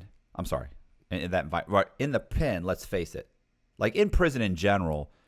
I hate to say this, but in prison in society, like I'm a sharp guy. Right. I'm not I'm not Elon Musk or whatever, but I'm a sharp guy. In prison. You're a rocket scientist. Yes. I can only imagine what it would be like to be in the pen. You must have been like the brainiac of brainiacs. Yes. Yes. So known, very popular on every compound that I've been on. Very, very popular. So RDAP is the residential drug abuse program that federal prisoners can be eligible for and can take, and if eligible, if eligible to get the year off, they can get a year off their sentence and up to a year halfway house. Although that almost never happens. Well, now it does. Now with the First Step Act, I've heard that now people are in 2 years. They get the year off. They can get up to 3 years off their sentence. So now it's having a big impact. So it's important to programming. All right. Sorry. All right. So we were talking like basically before about like our experience with the RDAP. The last one was basically, I felt like it was like an overview. We're kind of explaining the program. True, but we did talk about didn't talk about specifics. Well, we talked about our experience a little bit, but we didn't talk about specific events, bad things, specific things that happened. Did we? Correct. No, we didn't. We gave our. The reason I say that is because we talked about our view and what we saw. Right. But we didn't specifically talk about things that happened in each program while we were there, because the dichotomy of you attending it in a low and me attending it in a pen made it completely different. Yeah, definitely. Nobody got stabbed in mine. And nobody got stabbed at the institution, or nobody got stabbed in the program? In the program. Okay, well, in the program, people got stabbed in the institution, but they had it coming. Of course. In the program, so when I say in the program, I'm talking about during the morning meeting. Right. Because we talked about, in the RDAP program, there's a meeting every morning. Right. Where everybody, 150 people attend, and you're sitting, across from each other. Right. So you got 75 people rows. inside. There's like 5 or 6 rows. 16, 15. Yeah, of people. Like exactly. They're like 15 people a piece. So there's like, let's say 5 of them. I'm sure my math is off, but whether it's 5 or 6 rows of 70, so it ends up being 75 people sitting facing the other 75 people. You're all facing each other, and then in the middle there's usually a podium. At the head of it, there's the podium. Did you have the podium in between the 2 people, or ours was off to the side? So the 2 rows are sitting perpendicular like this, and on the top part is the facilitator, and on the back of the open part was the DTS. Okay. They stood, or the drug treatment specialist, one of the people that helped run the program. Correct. That's who was on the back part of it. And that's how, so we were looking across. Most of the time, everyone's looking at the facilitator. And that's something I wanted us to talk about too, is were you ever the facilitator? Oh, everybody had to be at one point. Yes. Did you ever do word of the day? Yes. Word of the day. You know what I thought? I forgot all about that. Word of the day. Did you have a particular word that you thought was interesting? There was only one word that I saw there that I took out with me that I thought was very interesting. I can't even believe they allow it to be the word, and that word was frenemy. Frenemy. I don't even know what that means. It was a friend and an enemy. Is that a made up word? Yes, of course it's made up. And I'm going frenemy. And they allowed people, and you have to use that in a sentence. Yeah. Well, not just you. Well, I mean, in the program in the low, you didn't have to use it in a sentence. You had to use it in a sentence, and then you had to give the definition of the word. Correct. Okay, so and they would write the word on the board the night before, so you had time to think about it. So and so that the person that presented the word was explaining as someone that poses as a friend but actually is an enemy, right? Okay. And so I'm saying to myself, like, what is even lifting about that? Yeah. The word had to be inspirational or uplifting, or it couldn't be like it couldn't be like something a negative type of word, right? And how negative is it to like identify someone as a frenemy? Right. Like, hey, I think you're fake as hell, but you're nice. I'll deal with you. You know what I'm saying? It's even weird. That's the one word I took out of all of the bizarre word of the day. I'm sure you probably don't remember any of the. I mean, because a lot of them. You, but as a frenemy of yours, I thought I'd bring that up. But I think, they were, it was some of them were just like basic, like success. Yeah. Some of them were, or secession. No, I'm just kidding. So they were just these words that were, I don't know if they were even success, motivation. They were just these random words, and you'd have to get up there, and it just seems silly to me. But but luckily they did put them on the board the day before because, yes, because otherwise if you were just on the spot like that, and then some people you had to help them to understand what the word meant. Yeah, because you're like, wow, you don't know what that word is? No, I don't. Okay. Basic English will go. No. But yeah, so everyone had to be the facilitator. Fruition. And the guy, no, fruitation. Fruitation? I used to use the word fruitation. For fruition? Yes. And I was like, no, it's fruition. No, it's fruitation. I go, wow. No, it's fruition. So I say use fruitation in the sentence. And he did. He did it perfectly. He said, when something bears fruit, and like you do something, and then ultimately he goes, it ends up happening, or it ends up bearing. Like you plant a seed and it bears fruit. It's fruitation. And I went, no. That's actually but he's the definition weirdly accurate. The definition's correct, but not for fruitation, because fruitation's not a word. For fruition, you just gave me the definition for fruition, and so he argued with me, and I went, okay. I walk off. I go get the dictionary. I bring it back, and I show it to him, and listen, the funniest thing was the guy's name was Knowledge. Was that his nickname or his real name? No, it was his nickname. Oh, okay. He's from Jamaica. He'd set up a bank robbery and had been fighting his case the whole time because he was saying that bank robbery is not a federal crime. It's a state crime. He should not, they don't have the jurisdiction to prosecute him in the federal system. It should have been a state crime. And it was like, how long you been fighting this? He's like, about 6 years. My whole sentence. You're going to do that whole sentence, aren't you? And then he came over here when he was 2. He was 19 almost 19 when this happened. He had just filled out his paperwork to become a citizen. And because he had committed the felony before he filled out the citizenship, and one of the questions on there, have you ever committed a felony? He said no, but he had.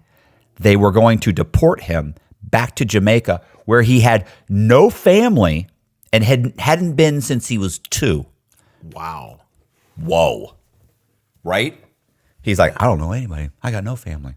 No family. He's like, I don't know what I'm going to do. He's like, Jamaica? It's like, damn, that was harsh. Yeah, that's crazy. And it was a non-violent like robbery too. It was the bank robbers like with a note, you know? He worked at the place and just told the people like, look, this place has been robbed multiple times. They come in, they rob it with a note, and then you go through this apartment complex. Because once you enter the apartment complex, there's 4 different ways you can go out. You just have somebody waiting for you, jump in and leave. Like even if they get to the apartment complex, there's too many cars. There's no camp. Like he's like, we get robbed here all the time. They always get away. So he set the whole thing up, and he set up 2 of them. And somebody ended up telling somebody who told somebody, and they ended up getting him, and he got messed up. But the point is like, damn, like bro, he's been here since he was 2. What are you gonna do? You can't send him to Jamaica. I mean, he could work over there. They've got a lot of work in fruitation. Anyway. This is a dad jokes, you know? So what happened? What are we talking about? All right. So let me see if I can guide us through. So the whole purpose of, and this is what I was really trying to get to, of the RDAP is, as we mentioned before, is the program our way of thinking. So they had these 8 positive attitudes. Do you remember them by chance? No. What are they? All right. They're honesty, which we struggle with, humility, open-mindedness, gratitude, caring, responsibility, objectivity, and willingness. Damn, I'm lacking in all of those. But you know what? You're not lacking in willingness. That's my. But how you working on it? Did they used to do that all the time? Yes, how you working? yes. You'd say, yeah, man, I'm struggling with this, and they go, how you working on it? Yeah. So they use those attributes, right? Because I want to get to the rational self-analysis, the RSA. Nice. You don't want to do the attitude check first? Because you have to learn you have to learn the attitude check before you do the RSA. That's correct. Which is an attitude check is, so they want you to always explain like how you're displaying one of the positive attitudes, or if you are struggling with it, not displaying, which is struggling with it. So if you're not displaying one of the, if you're not being objective, when you're telling, look, I'm absolutely not going to do that, Nickel Cox. If you're not going to do the chicken dance, what are you struggling with? Struggling with willingness and objectivity, humility. Yeah, humility. You think you're above it? Yeah. Do you feel entitled? Are you entitled, Cox? Do you feel like? And those those are things that just get you to break down when they give you those mental cues. You're like, I don't want to be struggling with all those things. So that's when you lay an egg. But so good times. I know, good times. So they use the attitude checks to tell you you're struggling with one of the, and really, if in any aspect, if I disagree with you, I can just throw one of those out and say you're struggling with it. Yeah. Any disagreement at all, like, hey, Cox, let me get $100. You're like, look, I don't really have it. You're struggling with open-mindedness. So, okay, let me. So for context, okay? Yes. So here's what's happening: is that every day you had to at least write. They gave you a booklet, and so every day you had to write. You had to do an attitude check, and sometimes you had to do like 2 attitude checks and an RSA. It just depends on the program. We're going to get to the RSA. Right. So they would say, so every day you had to do an attitude check. And in the morning meeting, they would randomly call on people usually they ask for a volunteer. But if nobody volunteered, and then maybe 10 guys would raise their hand, they'd pick somebody. And if nobody raised their hand, which really never happened, they just randomly pick someone. So it's just better that everybody puts their hand up. So anyway, what would happen is throughout the day, something would happen on a daily basis that you would struggle with with some kind of an attitude, having a negative attitude or a good attitude, whatever it was. Or and you're not doing something that somebody wants you to do. I discovered that those attitudes are basically, if you're not doing something I want you to do, because no one can display those. It's impossible. Right. It's absolutely impossible. Well, what I'm saying is they had you write that down. Right. In a book, so there'd be one page. You had to write down, the group, your name, the group, the time, the location, and then you wrote a little quip about how. And there was a certain way you had to do it. And so I wrote a book called The Program, and in the book I probably have 20 of my attitude checks that I wrote throughout the program, and brutal. I included them in the book. Now most people wrote decent attitude. They had decent, normal attitude checks. Mine were abnormal. So mine was like, February, August 11th, 2017. I was minding my own business when a peer, a crackhead, corrected me over something trivial. My first thought was, who the fuck does this guy think he is? Which attitude was I struggling with? Humility. After calming down, I realized that the peer has mental issues, and I should be more patient with him. He can't help that he's a pawn. He's a pawn in the world of RDAP. Which attitude was I demonstrating with? Humility, because you can actually demonstrate both. You can struggle and you can struggle. Humility. I was struggling with it, but I corrected myself. And now I was showing humility by saying, wow. So, saying, wow, he's a loser. Yes. That I should feel bad for him. Oh, okay. So if I continue practicing these positive attitudes, I will get through this program. And although I doubt I'll need these skills, I'll be able to deal with crackheads in the future, on the street. Jesus, God Almighty. First of all, I can't see and I can't read.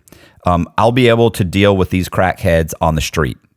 Now, if my DTS had read this, I would have been crucified. Like they would have been. I want to crucify you. First of all, I was using, what did they call the words? Loaded. Loaded. I was using loaded words by calling him a crackhead. Which is the next thing we're going to cover is the thinking errors. Right. But through this whole thing, I have just multiple insane ones where I talk about, like, my first thought was, if I had a baseball bat, I'd hit this dude in the head.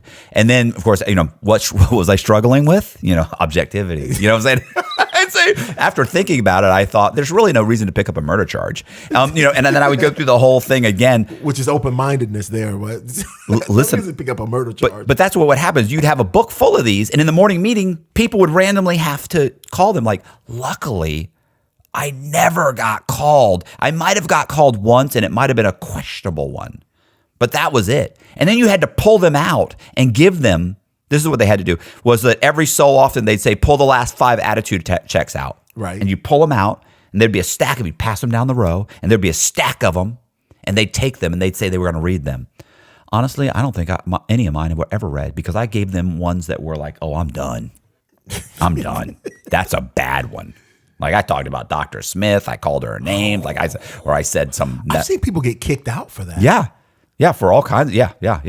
So anyway, but I'm sorry. That was my experience with the attitude checks. So you were saying. Well, I thought the attitude checks, in my opinion, they were worthless.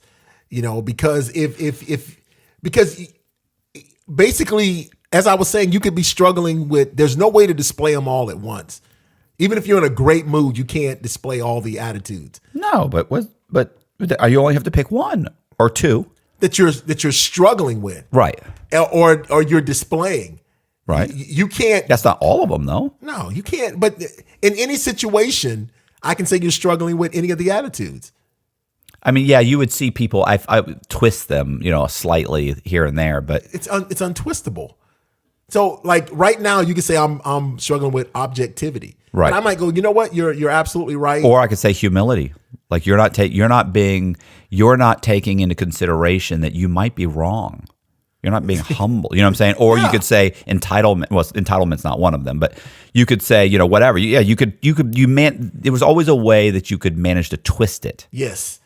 And that's why I could never, like, I did them, but they were BS. Like, I never took them seriously because I just felt like any situation is, right. Every situation we're in, we're struggling with one of the attitudes. We are displaying one and we're struggling with one. Right. So on some scale, yes. So I never took it seriously. So what was the one? What is RSAs? Well, RSA, but I want to get to the thinking errors first. Oh yeah, thinking errors. So this what I thought was what I thought was classic about the thinking errors is that like that is what identified where we could possibly be doing something wrong. Those are the things that I took from there that actually helped me, which were the thinking errors. So the thinking errors was rhetorical question, like asking in response to something, like asking a question that has no answer. Right. What do you think? I'm stupid? Yeah. That to me, that has an answer. But all right, awfulizing, which means thinking the worst result. Yeah, I can't, which is declaring that. I think it's I can and I won't. There's another I. We're missing one. Yeah, it might have been I can't, I won't. Yeah, that does sound familiar. I would. Like I can't doing something. You're declaring. You haven't even tried. Right. Like you think it's impossible before you start. Right. So it makes it impossible. Right. Blaming. This is not my fault. It's somebody else's fault. Right. Like I take no responsibility for what's going on. Right. Should. They used to always do the one, I'm only here because someone snitched on me. Not because you robbed a bank. Yeah, no. Not because you were selling drugs. Not because you committed fraud. Of course not. I'm here because I got told on. Right. The crime I committed, that's nothing. I would have gotten away with that. That's right. Should thoughts. Like it should definitely be this way and not the way it is. Yeah. They should have given me this much time. They should have done this. Correct. This program should knock 5 years off my sentence. Exactly. Statement of facts. Yeah. Which is 95% of 95% of America believes this, or everybody does it. Yeah, everybody's doing it. Everybody's right. selling crack. Yeah, that's makes it okay. I know. He, she, it statements. Yeah. Which is like he has it or he's done it. If he's doing it or she's doing it or you're doing it's basically twisting it around to like I'm not the only person. Right. I think on TV they call it whataboutism. If I'm doing it, but what about what you're doing? Right.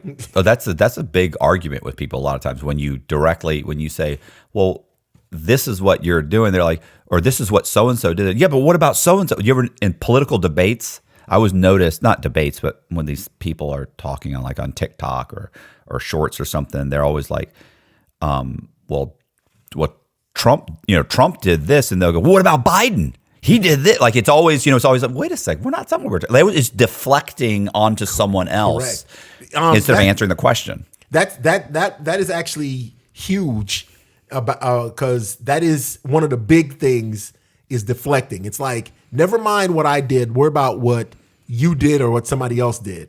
Loaded words, which is like you said, calling someone a crackhead. Right. Oh, I had one time I said, they went around the room and said, what are loaded words that you use? And they were just going around, like they'd go to one guy and he'd say, I forget, bitch. And somebody else would say this. And when they got to me, I go, junkies. A dude got up and walked out of the room. He was so pissed. I was thinking, what just happened? They were like, and listen, keep in mind, I don't have a drug problem. So when I said junkies, I'm in a room full of junkies. Yes. Like I'm in a room full of guys with drug problems. So they were like the looks on their faces. And I'd never said anything that hit, and I'm going to say offensive things, right, but never something that had really hit people. Everybody shifted in their chairs. And it was like, oh, wow. Like that really bothered these guys. Oh, yeah. A crackhead. Yeah. Saying, like, to me, that's, I don't think of, because, in the unit, like, listen, prison in general, you and I being out here joking around, like, oh, that guy's a crackhead. Like, we're joking around, right? It's like calling somebody a bitch out here. Oh, bitch, you're crazy. Listen, that's not cool in prison. That right there, you say that in the wrong person at the wrong time, you could get hurt. Just like that. Yeah. And when I got out, my old boss, the guy that hired me at the gym, he used to say it all the time. And I multiple times I was like, honestly, Treon, I said, you got to stop doing that. I was like I'm not angry, I'm not going to snap, but I said it's offensive. It does, and it still bothers me. And I even had Joey which is a guy that worked there at the gym, he told me, I've told him too. Because I've told him. He's like, bro, like he's like, first time he said it, he goes, I almost lost it on him. Right. Because when you've been to prison, like you don't say that. But so in the unit, you know, let's face it, you're really, how do you put this? It's a harsh environment. Guys don't say please and thank you. Guys aren't, it's just a very, very masculine environment. So when I got there and I would say stuff like that, like people get offended. And I was already so hardened by just my it was just extremely aggressive. He's been known to cure insecurity just with his laugh. His organ donation card lists his charisma. His smile is so contagious. Vaccines have been created for it. He is the most interesting man in the world. I don't typically commit crime, but when I do, it's bank fraud. Stay greedy, my friends. Support the channel. Join Matthew Cox's Patreon. Well, so I would almost say I never had a problem with loaded words, right? Because people imply things and I kind of look through it and smile. But there's a loaded word I'm having a problem with now is the word criminal. Like someone asked me, you know, is he a criminal? You know, and I'm kind of like, wait a minute, why? Like it offends me. It's weird. But loaded words is saying something or labeling somebody a certain way. And sometimes it could be like you stupid, you know, that's stupid. Saying something I know is going to get an emotional reaction. Right. That was big. So you're saying now when someone asks it bothers you when they go, oh, is he a criminal? Yeah. Then they just say, so criminal. I don't know anybody who really says criminal. It's just like, is he locked up or they'll, but see, almost everybody knows. But you're not dealing with people that think that classified, which is one of the criminal thinking errors, by the way. Right. That when you judge people, like, okay, I'm going to label you. You feel they call it power orientation. So I can't believe you remember these the terms that you're good. Because I can't remember any of these things. I remember a lot power of them. orientation. I haven't thought about that. Well, I remember a lot of them because, well, you know, Anthony Robbins, all these courses I went through. Power orientation a lot of times people want to feel good about themselves. Right. So by labeling you as something, by putting you in a category, in a subcategory, a category that's lesser than the category they've put themselves in. Correct. And so that allows that person to identify you as, no matter what you do that's good, I'm going to go ahead and throw you in that category. People do that with religion all the time. Yes. All the time. Like they'll like despite the fact that they're cheating on their taxes, despite the fact that they're constantly kind of ripping people off, despite the fact that they never really do the things that they say they're going to do and that they mislead people and manipulate them, they feel they're a good person because they go to church on Sunday. Yes. I'm a good Christian. Really? Like you're kind of a scumbag. Well, you condescend, you're raising yourself up mentally, right? And the have to, need to, must, like the thinking process that I don't have an option. Mm-hmm. You know, like I have no choice. I have to do it. Right. I need this, bro. There's no way I can do without this. I need you to do this. Yeah. You know, like thinking there's no other option. All right. The reason we brought that up is for the RSA, which is the rational self-analysis. So what happens is whenever you get into a situation, so let me give their description of it. Right. It's the same thing, by the way. I want to say the same thing is that by the end of the day, you had to write up one RSA. Right. So every day something had to happen that you had to have an RSA. Right. To establish that this is something that happened. This is what my thought process is. This is how I corrected myself. And what did you think of the RSAs? Honestly, like I felt like you're gonna. I know this. I didn't want to say this. Say it. I felt like it was overcomplicated. Like I got out. So here's the problem. The problem was that to me, like the attitude checks were simplistic, and it was how my mind already worked. Which I said I thought they were too simplistic. I didn't even like them. Right. So to me, it was like I very quickly jumped from here's the problem, here's how I feel about it, and then here's the solution.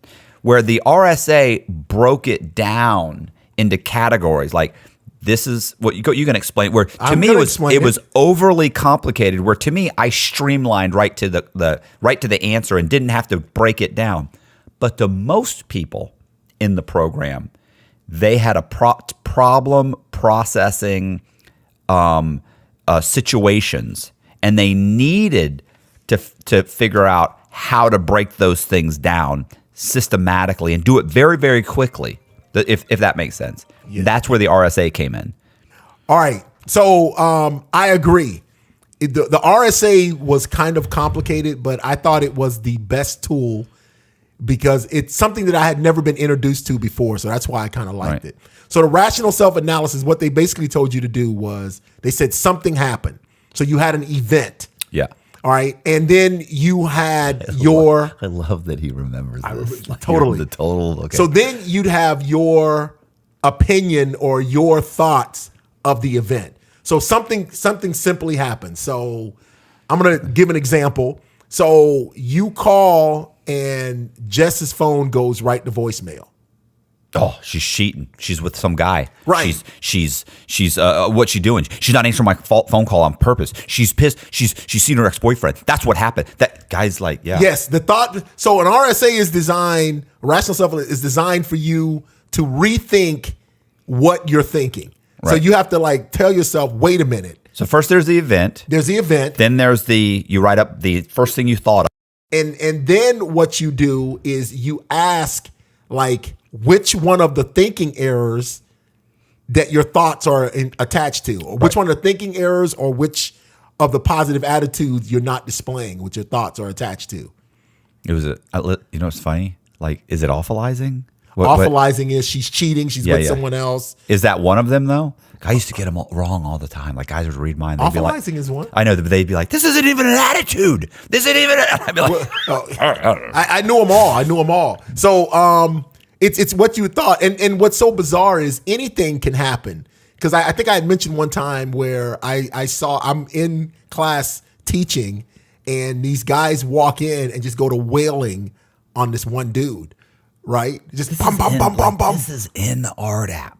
No, that wasn't in RDAP. Oh, okay. At the education, but I'll get into some RDAP events. But anyway, I'm teaching a class, and two guys walk in and just go to pounding on this. Like they just walk, like I'm teaching, and they come in, and I'm thinking to myself, like, what are you guys doing? Class has been going on for 10 minutes. You know what? This is my breathe out. They walk in, and they just walk up to a guy and just bum, bum, bum, both of them. Then when he hits the floor, they're kicking him. Boom, boom, boom, boom. People are screaming and running out and everything. Zach's still writing on the board. It's like, hey, can I get some quiet here? Kick quietly. No commenting while you're kicking. Teaching algebra. This is algebra class. We're subtracting while you're in the wrong. But anyway, so guys walk in and go to wailing on this guy. So you ask two people, and like they asked one person. Well, I did. I'm like, what the hell is going on? He's like, man, they just came in here and just started beating that poor guy like crazy. Then I asked another guy, and I go, what the heck? I mean, what's up with that? He goes, man, that guy finally got what he deserved. It's all a matter of it's perspective. It's like, hey, that guy finally got what it. So a rational self-analysis is the way you see an event. So if you take an event by itself, you really shouldn't add or subtract to it. That you should just look at the event as an event. But your thought process around it is what the RSA is telling you to change. Right. Because your perception of it is kind of what guides you. Right. And so that's the whole purpose of a rational self-analysis is to change your perception of it. Because this event alone, because they ask you to describe really what you see. Yeah, really all you saw was two guys walked in and they started punching this guy. Right. Like that's all you know. You don't know if he owes guy, you don't know if he owes money. You don't know if he disrespected someone. You don't know if those guys got the wrong guy. Right. You have no idea, but I put the analysis, I put the opinion, I add the extra to it. Right. So a rational self-analysis is to prevent you from adding extra. You called, Jess didn't answer her phone, it went to voicemail. Right. Period. That's all that you know so far. Right. And that was an RSA. And that's what we had to do all the time. So there was a lot of events I made RSAs about, because especially someone skipping in line. That used to drive me crazy. I can't tell you. Some people took that personal, like you're absolutely disrespecting me. They'd be like, "Oh, so F me, huh?" I heard people yell that. F me. Is that what you're saying? F me? It's like, no, I was actually saying, here's your money. I like to leave. Saying, actually, it was the entire line. I was saying F the entire line. But you're included. Yeah. I didn't want to leave you out. Oh man, I was gonna say, you know what I used to do with the RSAs because I hated doing them so much. What? Because contracted out? No. Oh, okay. So when they pulled your journal, pulled your journal, they would say rip out the last 7 days. So I just took the same 7 days and just rewrote them over and over and over again. Because the worst that happens is they ask for the last 7 days. Here you go. Well, you're absolutely right. They don't read that stuff. They don't. I mean, Right. all the way across the board. Because a lot of times I wrote gibberish or I wrote words that weren't complete sentences and they didn't circle or highlight anything. They might, because it's too much. Yeah. I don't know if they asked them to do too much or if those people really aren't I think trained. Maybe, or maybe randomly they analysis of did it. people. I do know that there was Dr. Smith had she had a God, I don't know, like a what do they call it? Like a clerk. She had a clerk, and he would say like, you know, like she's like, does she read them? He's like, almost never. He's like, honestly, it may be. She might say, pull out so and so's. You know, let me see what his are. Like just one person. Out of 150 guys, she grabbed one or two. Tamayo. His name was Tamayo. Tamayo. Yeah. Playing the law of numbers. Yeah. So, you know, and it was, like I said, once again, they never bothered me. And mine were almost every one of them was, well, no, those 7 were reasonable, semi-reasonable. But yeah, and honestly, like most of them are, you know, ridiculous. Like it's, you know, someone, you know, I got a small piece of chicken. I went to chow, and that motherfucker hit me a small piece of chicken on purpose. Gave his homeboy a big old piece just before me, and he yeah. So they would do that whole thing, and it was just like, stop, bro. What are you? It's amazing how sometimes if you're analyzing it, how the mind works. So I bring up the RSAs to talk about like situations that's happened in the RDAP itself. I'm talking about in the morning meeting or in the group that happens right after RDAP. Have you seen like fights? Has there been any fights in the program during the program? There was only like, listen, first of all, by the way, I heard in the low, this was in the whole time the program had been going, there was only one fight, fist fight ever in the RDAP meeting, and that was the one that I saw. Really? And it was, you want to hear the circumstance? So I'm gonna tell you the circumstance behind it. Oh, listen, your circumstances is yours. I've heard some of yours. Yours are way worse. Like this wasn't even like a fight compared to your fight. But literally, what happened was the one guy, which was so funny too, because he was there for tax fraud.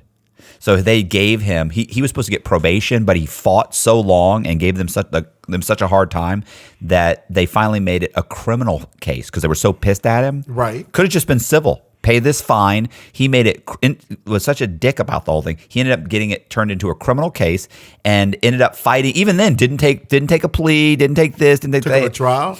I don't know if he took him to trial, but I remember that he took it. It was such a long process, and they filed so many motions that when he finally did get sentenced, he ended up getting like 4 or 5 years. He got like 5 years or something for tax fraud. Wow. Now he went big guy. I'm not, it's not like a little tiny guy, but he was a white guy, white hair, probably 6 foot, maybe 6'1", but he's also 60 years old. He was probably late 59 or 60 years old. And there was another guy that was Samoan, but when I say Samoan, I don't mean Samoan like a big fat guy. Right. Like a big fat brown guy. I mean Samoan like The Rock Samoan. He had been to trial. He was a member of like the Crips or the Bloods in Hawaii and had been to trial in the state of Hawaii 3 times for murder and beat every single case. Wow. He got caught by the feds on a drug trafficking charge. And couldn't beat it. No, of course, the feds. Got 10 years. Mandatory minimum, was taking the RDAP program. his mother was sick and dying. And if he didn't pass the program, like literally, like he was about to graduate, and he would graduate and he would be home, and his mother had about 6 months to a year to live. She was taking chemo and everything, but they were saying like it was just slowing it down. So she literally is ready to get out, go see his mom so he can be with his mother before she dies. Wow. But he's smoking Tucci in the bathroom. And this guy went in the bathroom one night and saw him smoking it. And the next day he said to him, he confronted and leveled him, right? That's a term. I don't know if anybody saw the last program, but he did a confront level where you go and you confront. During the meeting? No. Because he said, look, the guy, I don't want to get this guy fucked up. First of all, that guy was massive and dangerous. And, he's like, and everybody knew he wanted to get home to his mom. So he goes and he says, look, man, this is what happened, blah, blah. He tried to talk to him. And the guy goes, instead of saying, man, I'm sorry, you're right, he said, I'm going to confront level him. He'll own up to it. I'll say, hey, no big deal. Don't even worry about it. Like, we're good. Instead, the guy goes, nah, bro, that didn't happen. You don't know what you're talking about. And he goes, no, I do know what I was talking about because I came in and then so-and-so came in and he also saw you. Now, he doesn't want to pull you up.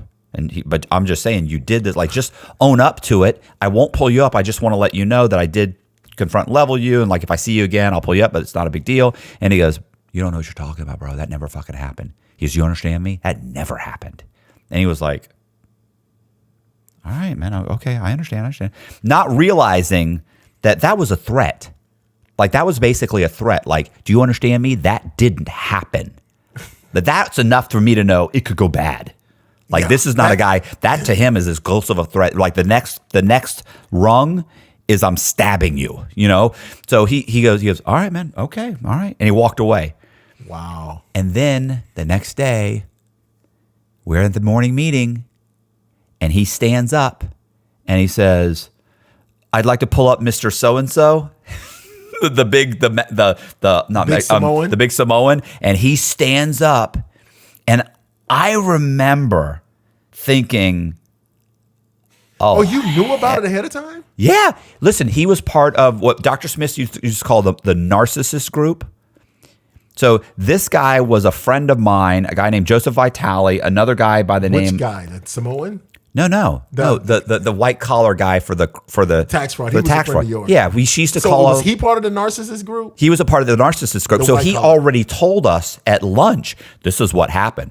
And we were like, yeah, but bro, he's trying to get home to his mom, and I wouldn't pull him up. I would just, I'm going to confront and level him. And if he owns up to it, then I'm going to give him a chance. If he owns up to it, no big deal. Like, that's fine. I get it. But he's in a drug program. He's smoking drugs in the bathroom. Like, this has been going on. Like, and I saw him. So if he owns up to it, not a big deal. I don't care. But if not, then, I need to do something. Like, he was semi buying into it, but he was also an opportunity to have a valid pull up for him. And we're saying this guy is he's a gang member. He's already beat 3 murder charges. Like, this could go bad. But also being in the RDAP program, in the low, you felt a certain security. Like, you couldn't really get hurt because the people in the RDAP program you felt like weren't going to hurt you because they had so much to lose. So he felt, and keep in mind, this is a guy that came, he got to prison, and within a couple months, he's in the RDAP program. So he doesn't really, the tax fraud guy. Okay. What's funny is he has a strange name, and it's in my book. I just don't want to have to go through it. He has like an Italian name. So the tax fraud guy felt comfortable. Like, he didn't really experience, like, first of all, he turned himself in.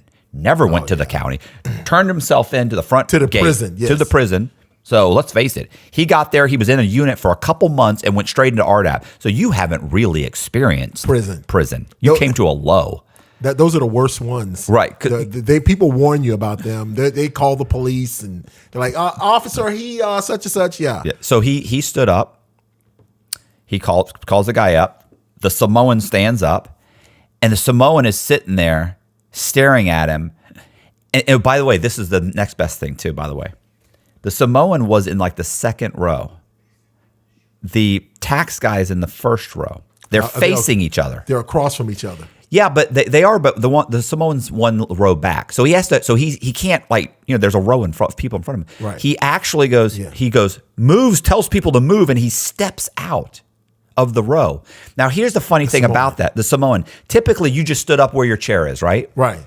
But a week or so before that, a couple of guys had suggested that if you were too close to each other, then you should step out of the row to get some distance. Right. So people were like, he's pretty far away. He's like 10 feet away from him. But he stepped out of the row. No big deal. And then for some reason, the tax fraud guy also steps out of the row. Oh, no, I'm sorry. He's in the front row. So he kind of steps into the row. So now he steps out and he's standing right. So he's got a straight shot right to him. Right. He takes 5 or 6 steps and he's right there. So as he's explaining, I saw you in the bathroom. You were smoking, K2 or Tucci, whatever he called it, K2. And he's like, and then I confronted and leveled you, and you told me that never happened, and that's not true because so and so also saw you. And I've got backup. Oh my! And the guy, and then so do you remember the thing? You tell what happens, right? And then you say what they called it the damaging consequences of your actions are, and then they had the damaging consequences, right? So he goes, the damaging consequences of the damaging consequences are, and the Samoan goes, I got your damaging consequences. And I mean, 3 steps and swings on the guy. So the tax guy ducks and he catches him in the arm. Whoa. Missed him. These are 2 massive guys, bro. Both of them were big. Catches him in the arm, swings again, catches him in the back of the head, misses the head. Guys jump in to grab him to try and stop it, right? They all want to be a hero in front of all the DTSs are there. They grab him. The one guy, what was my buddy's name? This guy was nuts. He jumps in. He gets swung on. He almost gets another. It's amazing because, I love it when you see these fights in movies. You've seen enough fights to know, you watch the ones in the movies and you're like, that's not how it goes. No. Guys are never making a good connection. Nope. Unless they get you on the ground or you're unconscious or something, they get you pinned or something. Almost never do you actually get a good strike. So anyway, they hold everybody down. They grab them and pull them, and they're holding them down. And of course, the DTSs hit the deuces, which is a little red button that they have on their radios. They hit the button, boom, and everybody from everywhere is coming all over the compound. Cops immediately correctional officers immediately descend on that, they converge on that one location. So we're talking about 20 seconds later, 30 seconds later, because you never see these guys move this fast. The COs won't do anything fast, but when they hit that button, boom, they just run. So they immediately pour in there and grab these guys and drag them apart. Here's what's funny is that I remember the tax accountant guy, they both went to the shoe. The tax guy comes back right away the next day. He didn't do anything wrong. I just pulled him up. Right. Think about it. I was like, what did I do? Actually, I think he came back that day. I remember the next day, we were like, damn, bro, you dodged that. He's like, no, he hit me in the arm. And we were in the shoulder. And we were like, yeah, but he hit you in the shoulder. That was a fight? We were like, yeah, but it was your shoulder. He's like, I can barely move my arm. He goes, if he'd made contact with my head, he said, I think I'd be dead. And we were like, he barely, it didn't look like he even had a good solid connection. But this is a big guy. Wow. I mean, he was like, I'm telling you, he'd have knocked me out. He'd have broken my jaw. I'd have been messed up. Anyway, yeah, so they dragged the Samoan off. And he does not see his mother. I found out a year or so later when I was actually just about to leave prison. They said his mom died. I don't think he ever ended up getting through RDAP. I think brutal. So that's my we all were like, that was a fight. That was definitely a fight. There was punching. There was some connection. Not the kind of fights that you saw. These are low fights. It was only, and you only had one. These are low fights. You only had one. I think there's in the meeting or in group, I'll just stick with the meeting, and I'll just give 2 examples because I'll give the stabbing example, which I thought was in the eye. In the eye. Yeah. So, no, I'm going to give the fight first. Okay. Because I thought it was funny. So it was one of those mornings where, they asked for, we call them help ups or the pull up. Yeah. They asked for help ups and nobody helped each other up. Oh. So the DTS, they make the announcement, nobody has a help up. You're all doing so wonderful. Yes. That nobody needs any help. So we're all sitting there. We're looking around. There might have been one fake one that morning, but we're all looking around. So a buddy of mine named Ray, he's like, the hell with it. So he throws his hands up, raises his hand. Ray. So Ray helps up. And in the pen, it's clicked by. So if you're black, you can really. So blacks have privileges. We can help any race up. Unbelievable. The whites can only help up the whites. What They can about only white? help up the blacks if it's cleared. What about white privilege? In prison, you lose it. Sorry. You have the privilege of getting your stuff taken. That's all you. So if the whites can only help up the whites unless they get clearance. Oh my God. And the Spanish can only help up the Spanish. Only the blacks can help up. We can cross races. Like we're dominants. There's so many of us there. So whenever they send one of you guys, it's kind of like, look, wonder why that is. Your people did this to you. But so it was a white guy. Ray's a white guy. He helped up another white guy. This was, Up. yeah. I bet you the other guy didn't feel he was helping him at all. No. So what had happened was apparently guys, because you had to be pressed. Your uniform had to be pressed and tucked in and looking nice. Of course. His wasn't pressed. No. So in the desperation for a help up, Ray said, we'll give you an example. He goes, Matt, I noticed your shirt wasn't pressed this morning. In RDAP, we're required to have a pressed uniform, shirt and pants. And I feel like you're struggling with like responsibility. Did I put down responsibility? Yeah. You're struggling with responsibility and the willingness. Standing like he's standing. Did you have to stand like you arms straight? Like you had to. True. So what happened was both of them, soldier. Both of them were on one side. So they're sitting, one's sitting in the third row and the other one's sitting in the first row. Ray was in the back. The guy he helped up was in the front. The other white guy he helped up. So he told him that, I think you're struggling. He went through the process. So they handed the other guy the mic. After he finished talking, they handed the other guy the mic. And the guy turns around. He's supposed to repeat back what Ray said. Right. And instead of repeating back that I'm struggling with willingness, helpingness, he said, "Are you really going to help me up because you think my shirt's wrinkled?" That's exactly what he told him.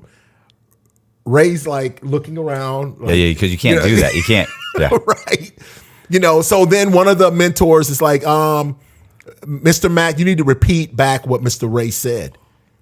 Right. He goes, and so everyone stops. They look at him. He goes, "Are you kidding me? You really going to help me up because you think my shirt is wrinkled?" Right? So everyone's like, "Mr. Such and Such." He throws the mic down and he's like, he doesn't like, "Excuse me, let me get to this guy." He just barrels through people where he actually knocks people in the chair down and he grabs Ray by the neck. Like, and I guess Ray in the thick of the scheme of things, because he never moved. He was standing there like this with the mic in his hand. He was just the whole in shock. time. Yeah, the whole time he went down. Like he went down like this with the mic. I'm on the other side of the room watching the whole thing.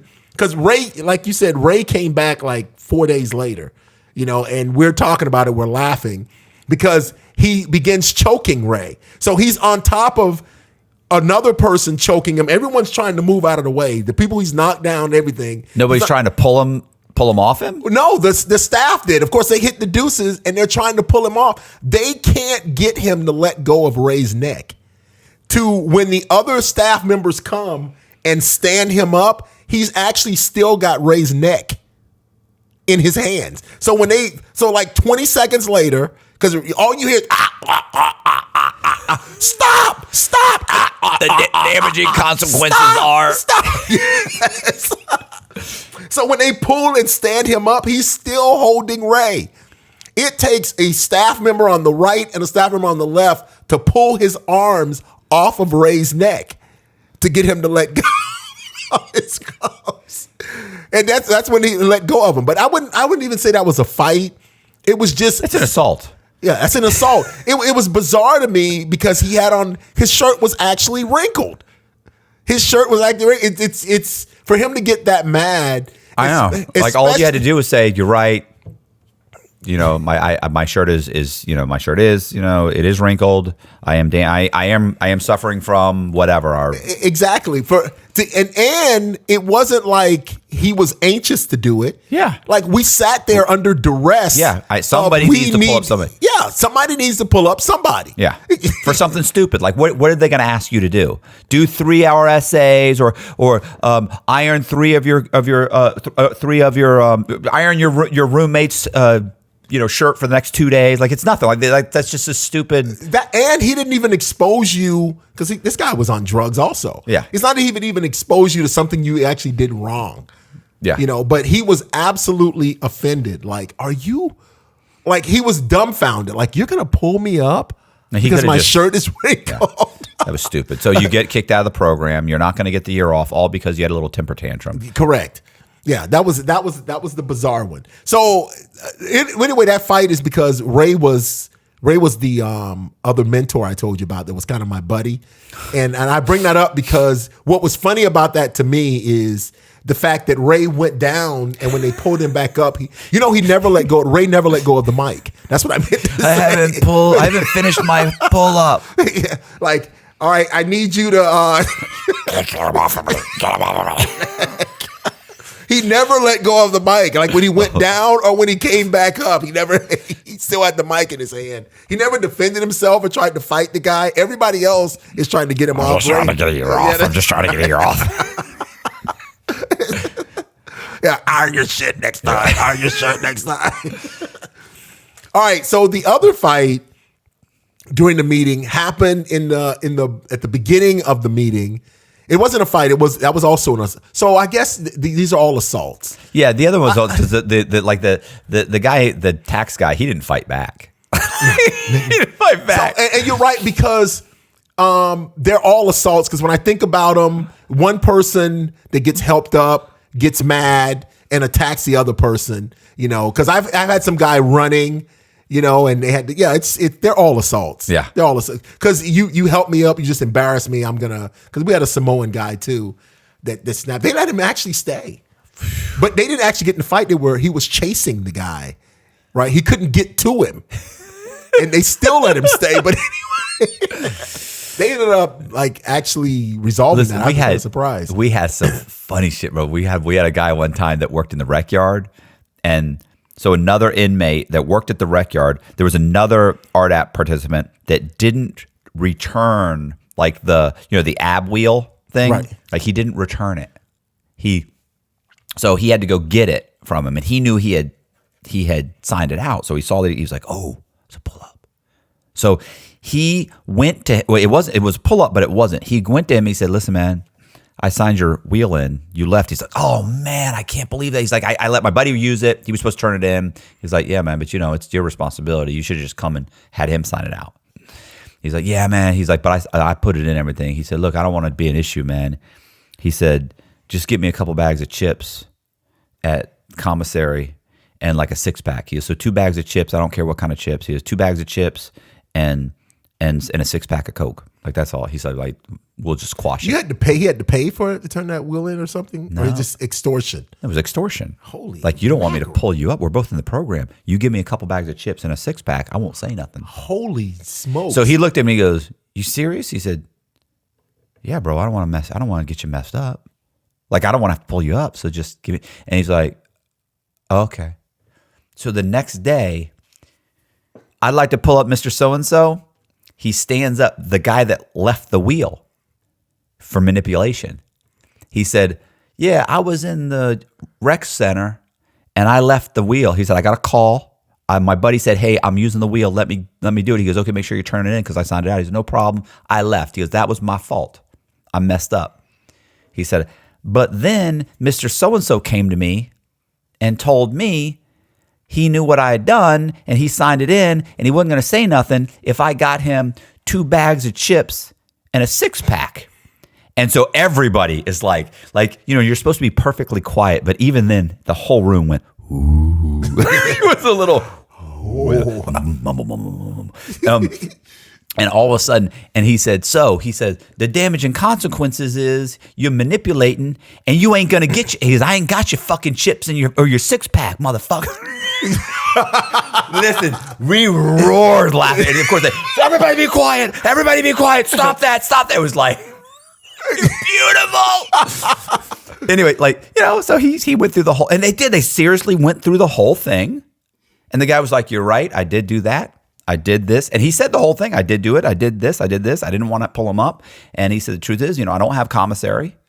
And, I just thought, he always gets lots of commissary. I thought no big deal. We'll make it, do it a personal, out of the thing. He said that was wrong. It was manipulation. Like he had to do something. He didn't get rephased. He didn't get anything. It was no big deal. Lots of people got let's face it, 99% of the people that got pulled up didn't end up being kicked out or even held back. Right. The problem was when it was repetitive or it was major. There was some stuff that was major. Right.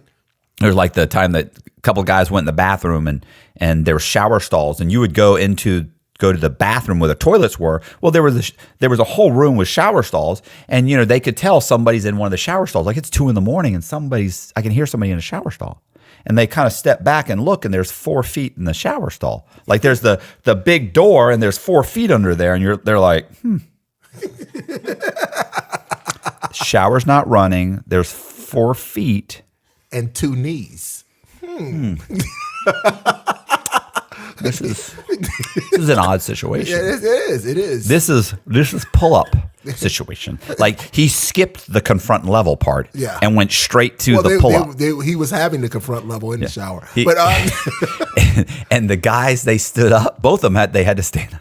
The one guy said, "Nah, man, it ain't like that." Everybody was like, "Holy shit!"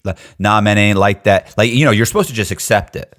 Like, hey, I was in the shower because I didn't say what they were doing. He's like, I don't know what you were doing, but I knew there was 4 fucking feet. I couldn't see your heads.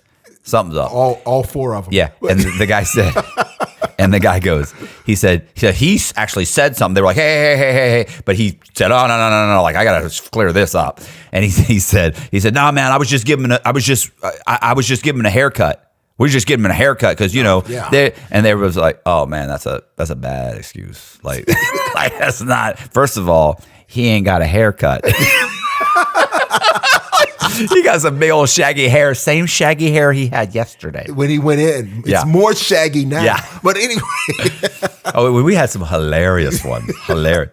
Law enforcement often questions him, not because he's suspected of a crime, but because they find him fascinating. He is the most interesting man in the world. I don't typically commit crime, but when I do, it's bank fraud. Stay greedy, my friends. Support the channel. Join Matthew Cox's Patreon. Sorry, go ahead. All right, no problem. Guys playing their. Oh, listen, I got some good. Keep going. You got some good ones too. But anyway, do the fight. Do that one. All right. So anyway, I want to hear what was the guys playing their what? The what? Oh, guys were paying their bookies, and so you're getting a big old thing full of commissary, and instead of coming straight back to RDAP to the unit, you walk and meet another guy, and there's like a guy that sees the guy. Right. He sees him. Right. And he's like, so he goes to him and says, look, I saw you with the commissary. I saw you give it to this guy. He's a known bookie. You gave him a whole thing. Right. Like you're gambling and you're paying your gambling debts. Like, one, you're not supposed to be, of course, obviously participating in gambling, and 2, you're not supposed to be giving your commissary to anybody else, and so obviously, and you're paying like across the board, everything you're doing is a pull up. And instead of the guy just said, he said, no, man, he said that's what he said, no, he said, no, I owed him that from the store from before I even came into RDAP. Like he gave him some spiel, right? But of course, he knew that was a lie. Right? Like, it's a lie. So now he's going to pull him up the next day. So the one guy, the gambler, starts thinking about it. Thinks about it. Now, the other guy, by the way, was going to pull him up. He was he was there for pictures. So the one guy's a hardened guy. That's what was so funny is you'd have these soft guys that were there for being perverts that are, they're just as soft as cotton, pulling up guys that are like gangsters, like dangerous people, right? Beat murder 3 times, right? Exactly. Like, and never. not thinking anything of it, like do. I'm good. He's like, oh, listen, I saw you paying the dude, right? And it's just like, you understand that in the real world, you don't talk to me. In another unit, you don't say hi to me. I'd kill you. But here, you're telling me I'm going to pull you up and I'm going to tell on you. And I mean it. Yeah, it's crazy. Right. So he says it. He says, and he's like, yeah, okay. He's like, well, okay, okay. And he leaves. The confront level goes badly.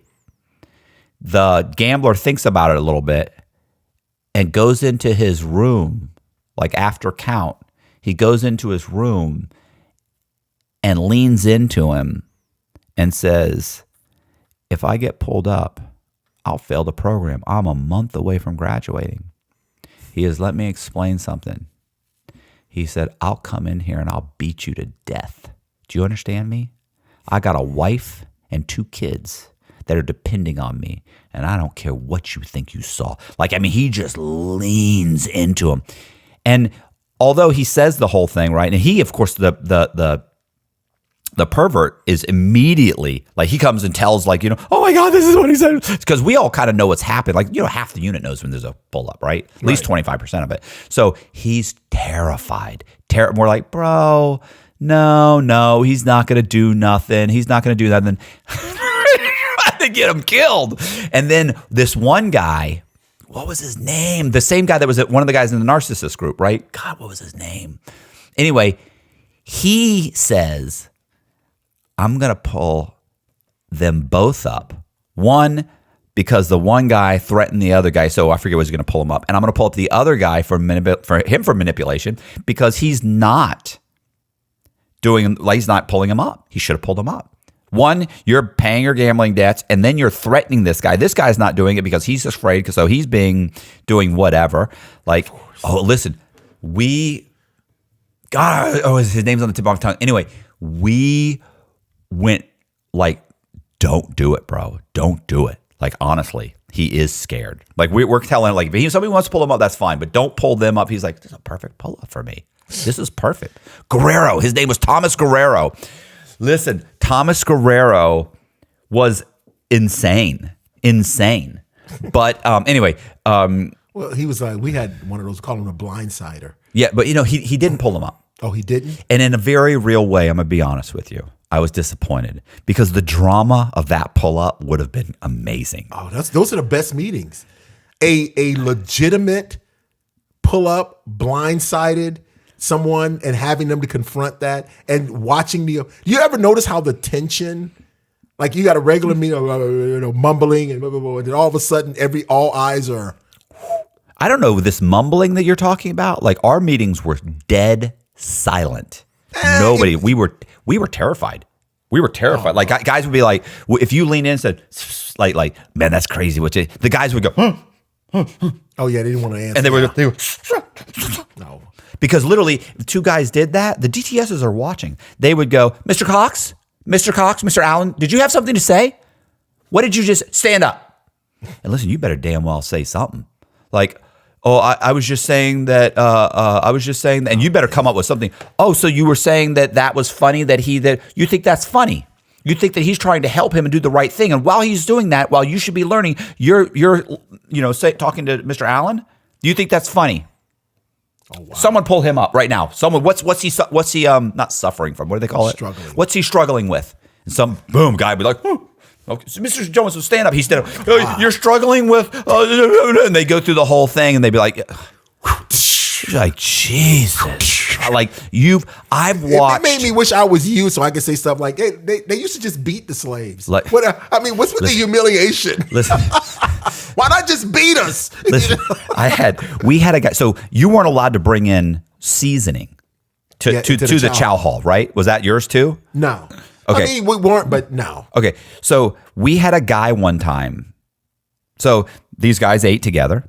because all the RDAP people eat together pretty much. So you're sitting there and you're eating, and the one guy pulls out some seasoning, right? Like he had a top ramen soup, right? You pull out the seasoning. So he cuts it open. He's got it cut up. So he pulls it out and he puts it on his food. Because the food is bland. Super bland. And a lot of times they just don't have salt. They don't have any seasoning. Like they're just out. Like there'd be months go by, you don't have any salt. And so he puts some seasoning on it. And other guys look and see, like they're all sitting there like that's like you would think he pulled out some powder cocaine and snorted it on the table. Like it's no big deal. But I mean, you think he put a little seasoning and they all went like, he's thinking these are my buddies. I'm almost through the program. And this was, by the way, this was like the second or third day I was in the morning meeting. This happened. So the guy, they go in, everybody raises their hand, any pull-ups, like one guy raises his hand, stands up, he says, yes, I'd like to pull up Mr. Johnson.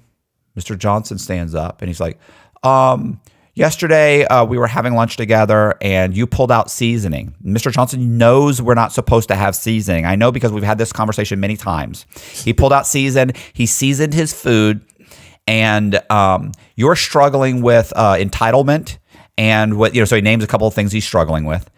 And then so Mr. Johnson goes, you're right. Yesterday I did pull out my such and such. I did season it. I am struggling with this and this. So he starts to do it. And then suddenly the DTS goes, wait a second. Who was sitting at the table? My big brother was there and so-and-so was there. Okay. She goes, stand up. Mr. So-and-so, stand up. And she's like, why didn't you raise your hand? You saw him put the seasoning. And they were like, and so the big brother, who's basically about to graduate, right? He's like, I didn't think it was a big deal. You didn't think it was a big deal that he snubbed his nose at the rules, that he suffers from entitlement. You're a big brother. You didn't think it was a big deal. Really? Rephased.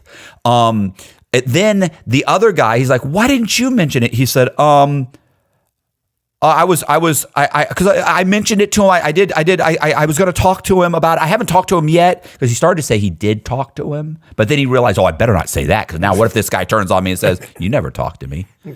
So he's like, because I don't know what happened. This guy went off the reservation. So he's like, I didn't talk to him yet. I was going to talk to him about it because it was wrong and I knew it was wrong. She's like, why didn't you just pull him up? You didn't talk to him yet and you didn't pull him up. So I remember sitting there thinking, and the next thing you know, damaging consequences. And then, of course, they all give them an assignment on what they have to do. The one big brother, because, they can't fuck up at all. He gets rephased. But while they're sitting there just going through, I remember thinking, this is the second day I'm there, right? I lean into the guy next to me and I go, are we talking about salt? And he, you know what he does? Not assault. You know what he does? What? I say, were we talking about salt? He goes like this. He goes, don't talk to me. Like he literally said, don't talk to me. Don't talk to me. Like, don't talk to me. And I thought, where the fuck am I? What is happening right now? This guy's terrified. These guys are all petrified. I'm looking around like seasoning, people. Yeah. We're talking about salt and Saison mixed together in a packet that they bought, that I brought in my own. I can't bring my stuff into in every unit in the place. The guys are bringing in big old salt things that they bought from commissary. Like, nobody cares, but RDAP, you couldn't. So it was like three people got pulled up. Actually, that's not even true. I think it's 4 people, because I think one of the guys said, I asked my big brother if I should do it. And he said not to worry about it. And so that guy got pulled up. So there was 4 people got pulled up because one guy sprinkled salt on his potatoes. It was like, this is insanity, bro. You'll never make it through this. But and you were right. And I was at a soft half slow. Tell me about the stabbing. All right, so real quick, apparently we have a. I think we spoke about jackers in a podcast before. Well, we have. What was? Let's be clear. You have snipers, and you have gunners.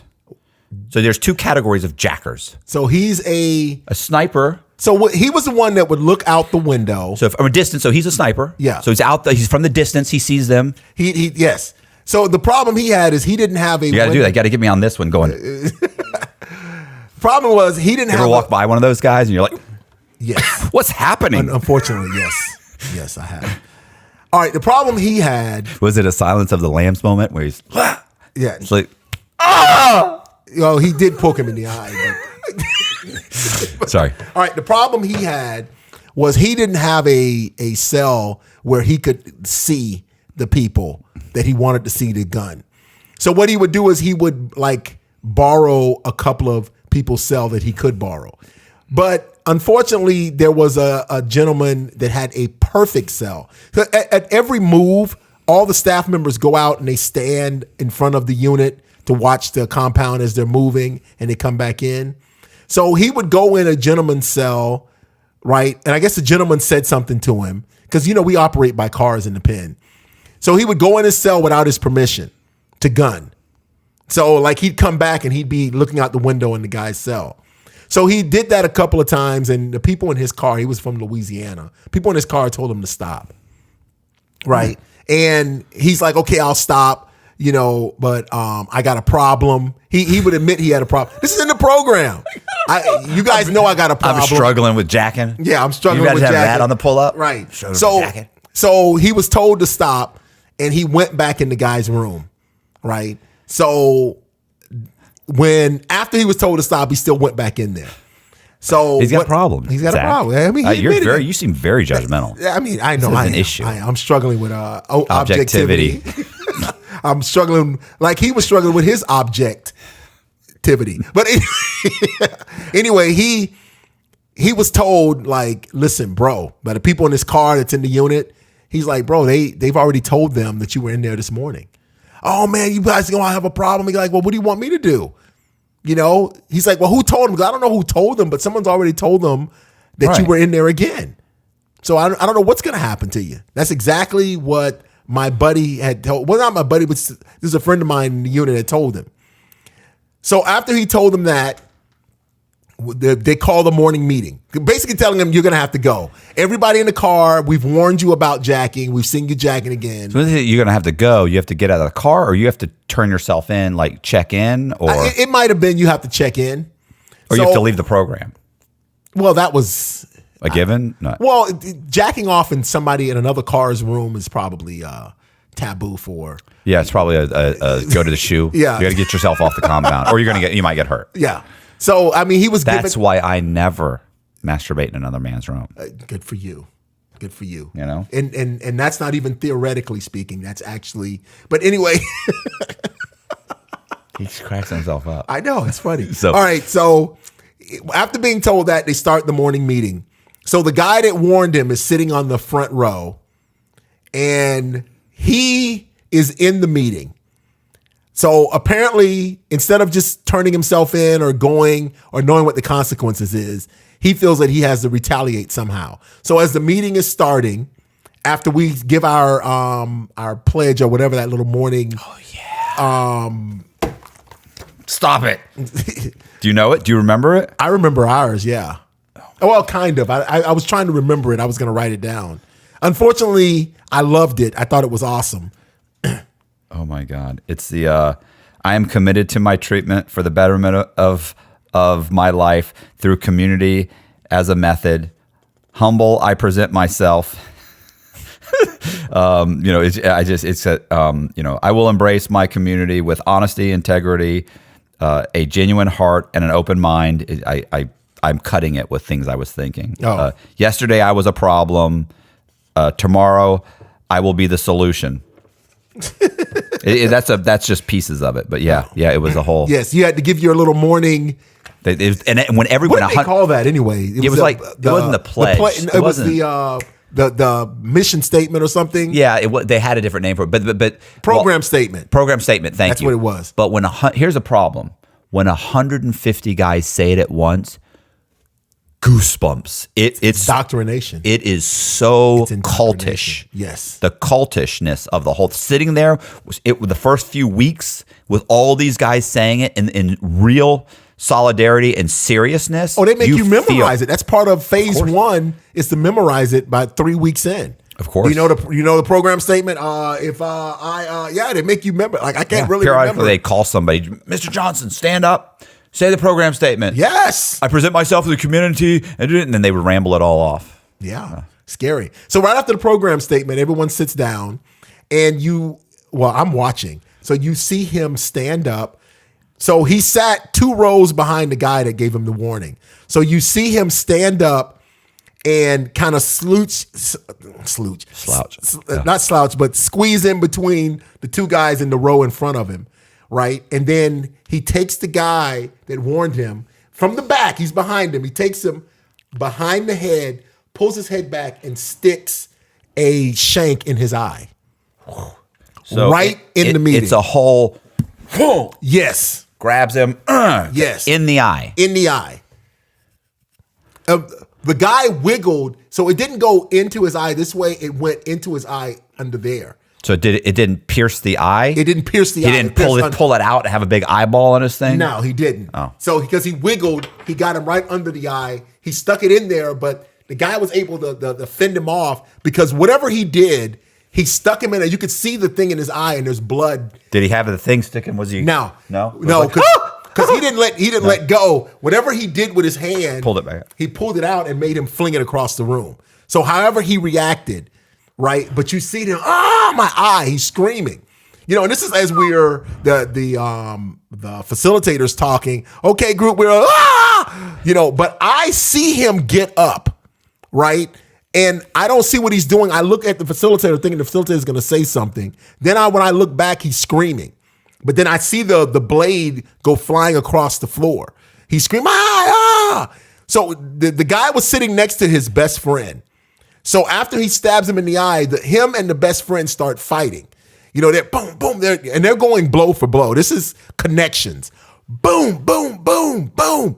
The DTS are screaming, stop, stop. So they're spraying the pepper spray, which is long douches, like shh. So, and I want to say this, by the way, the guy that got stabbed in the eye was one of the better RDAPers. He was really liked by the DTS. And I'm going to tell you why, because he clearly didn't have it coming. No. He clearly didn't have it. Because basically all he told them was stop. Well, he had to deliver the message that you need to stop. So he was the deliverer of the message. So he was in someone else's room jacking off. They told the people in the car. The people in the car go tell him to stop. He tells them to stop.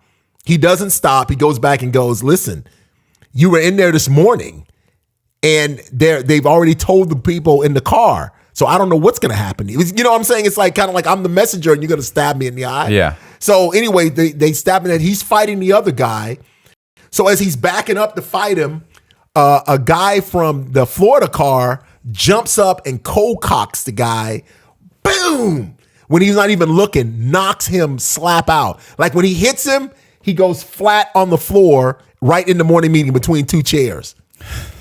One of the DTS goes over to him with the pepper spray and sprays him unconscious in the face for about 30 seconds. Like boom, boom. To the point where another DTS goes, I think he's out. Like that's not a roach you're spraying. Yeah. He's dead. She's trying to splat. He's not even reacting to the pepper spray. But I think that was his anger. Like, you son of a bitch. God. It was unbelievable. I tell you, I saw that guy a little bit later, and he doesn't exactly remember what happened. He thinks that he passed out or he tripped and fell. He goes, I think I tripped and fell and knocked myself out. Like, yeah. That's what happened. Yeah. That's the way I see it too. I remember it too. But he still claims it was weird because when I saw him, he was on suicide watch. Only there because he could get to see more nurses. I asked him. So it was funny because I asked it was a police officer there also, and it was one of the COs that were there. And I was watching someone on suicide. He was watching someone else. Right, because you were a suicide companion. Suicide companion. And me and the CO were asking him, like, Like, why do you do that? And he was trying to tell me that women actually love that. Oh, they love it. They love it. Yeah, they that's love what it. he told me. Yeah, and I go, well, you know what? I go, that voyeurism. I've heard that some women do like that stuff, but I mean, how do you know? He goes, well, I can always tell by the look in their eye. Okay, Get yeah, outta you're here, get it. sick Listen, puppy. So that reminds me, there was a guy named Henry. His last name was Henry. By the way, I don't know what his first name was.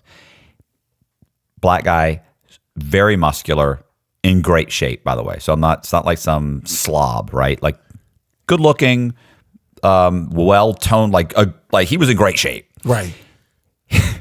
So, do you remember how on Wednesdays they have the staff come in to chow hall? Right. And if you have a grievance or something, you can go, which really makes sense. You can go in front of the other 500 guys in the chow hall, or 400 guys, whatever it is, 500 or 600 guys in the chow hall, in front of everybody, and go up and talk to the warden or the assistant warden. Like, that's a good idea. So. At the low, that wasn't a good. You couldn't do that. No, you could do it. You could do it at the medium. They did it at the medium. You had a line. You went up and you could talk to. I'm just saying. I'm saying if all of your buddies are like, what the hell is he talking to the cops for? Like, what's he going and talking to the warden for? Like, now what if it's something that like, Did you have to have a witness there with you? It's funny because that was like at the medium. At the low, they didn't really do that. They went up by themselves. Just went up by themselves. Wow. Like at the medium, you would bring somebody with you so they could say this is what they talked about. Right. Like he's not telling on nobody. He just went up to him because he has a problem where they turned down his mother for visitation or something like that. Right. So guy goes up to the new assistant warden, which was a female. Right. And oh my God, I'm sorry, I missed a part. The new assistant warden did an inspection of all the units. So our rooms are clean. We're all standing up, just like for count. You're standing there. And she walked around the entire unit, walked by Henry, actually looked in his room, might have said something to him. And he was like, yeah, maybe he said something back. And then she kept walking. She talked periodically. She'd stop and say something. They want to seem approachable. Left. For the next day or two, he couldn't stop talking about how the warden, how she had like looked at him. There was an exchange, something in his mind. You know how these guys get? They get mental. Like nothing happened there, bro. And he's like, no, bro. RSA. She wants me. Yes. She wants me. The I can RSA. see it in her face. She wants me, man. She looked at me. She looked at how I work. How she know how I work out, how I look, how she know I put time in, and she wants me, bro. She wants me. And his buddies, being good friends, said, I think you're right. I seen it, bro. Injected it. So Henry was not much of an artist, by the way. He drew a picture of himself holding his schlong. So in the picture, he has a schlong that's probably this long, and he's like holding it, all muscled up, naked, muscled up, looking at you. Not a great picture. He showed it to me, showed it to everybody. We were all like, it's not bad. It's not bad. First, you're not going to retire as an artist. I can tell you that, but it's. I can't say the rendition is accurate as far as I haven't. We haven't been. It's a character tour. Yeah, I hope so. Like based on the way your trousers fit, I'm going to say you went overboard here, but possibly. So he says, I'm going to give it to the warden. I'm going to give it to the assistant warden. And of course, his buddies are like, that's the way to go. That is the way to go. Listen, we were all wherever they send you, but go ahead. I made sure I was in the chow hall. This wasn't in RDAP, by the way. This wasn't in RDAP. This was another. No. I know you told me. I've told you this. So we were all in the RDAP. Like guys are watching him in line, approaching the warden. The assistant warden, and we're like, oh my God. I think it was the assistant warden. I don't think she was the warden. Assistant warden. So he's walking, getting closer, and we're like, he's not going to do it. He's not going to do it. And sure enough, if he don't go and unfold and give it to her, and she takes it and she goes, says something to him, and she taps the guy, like the correctional officer next to him. She goes, and he looks at it and he goes, okay. He goes, gets another guy. The guy walks over and he goes, yeah, okay.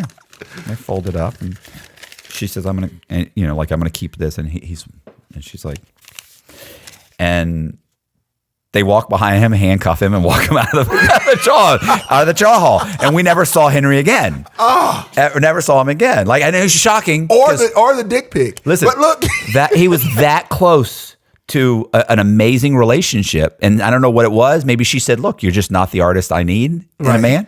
I don't know. Right. But it didn't go the way he planned. Well, I think it did.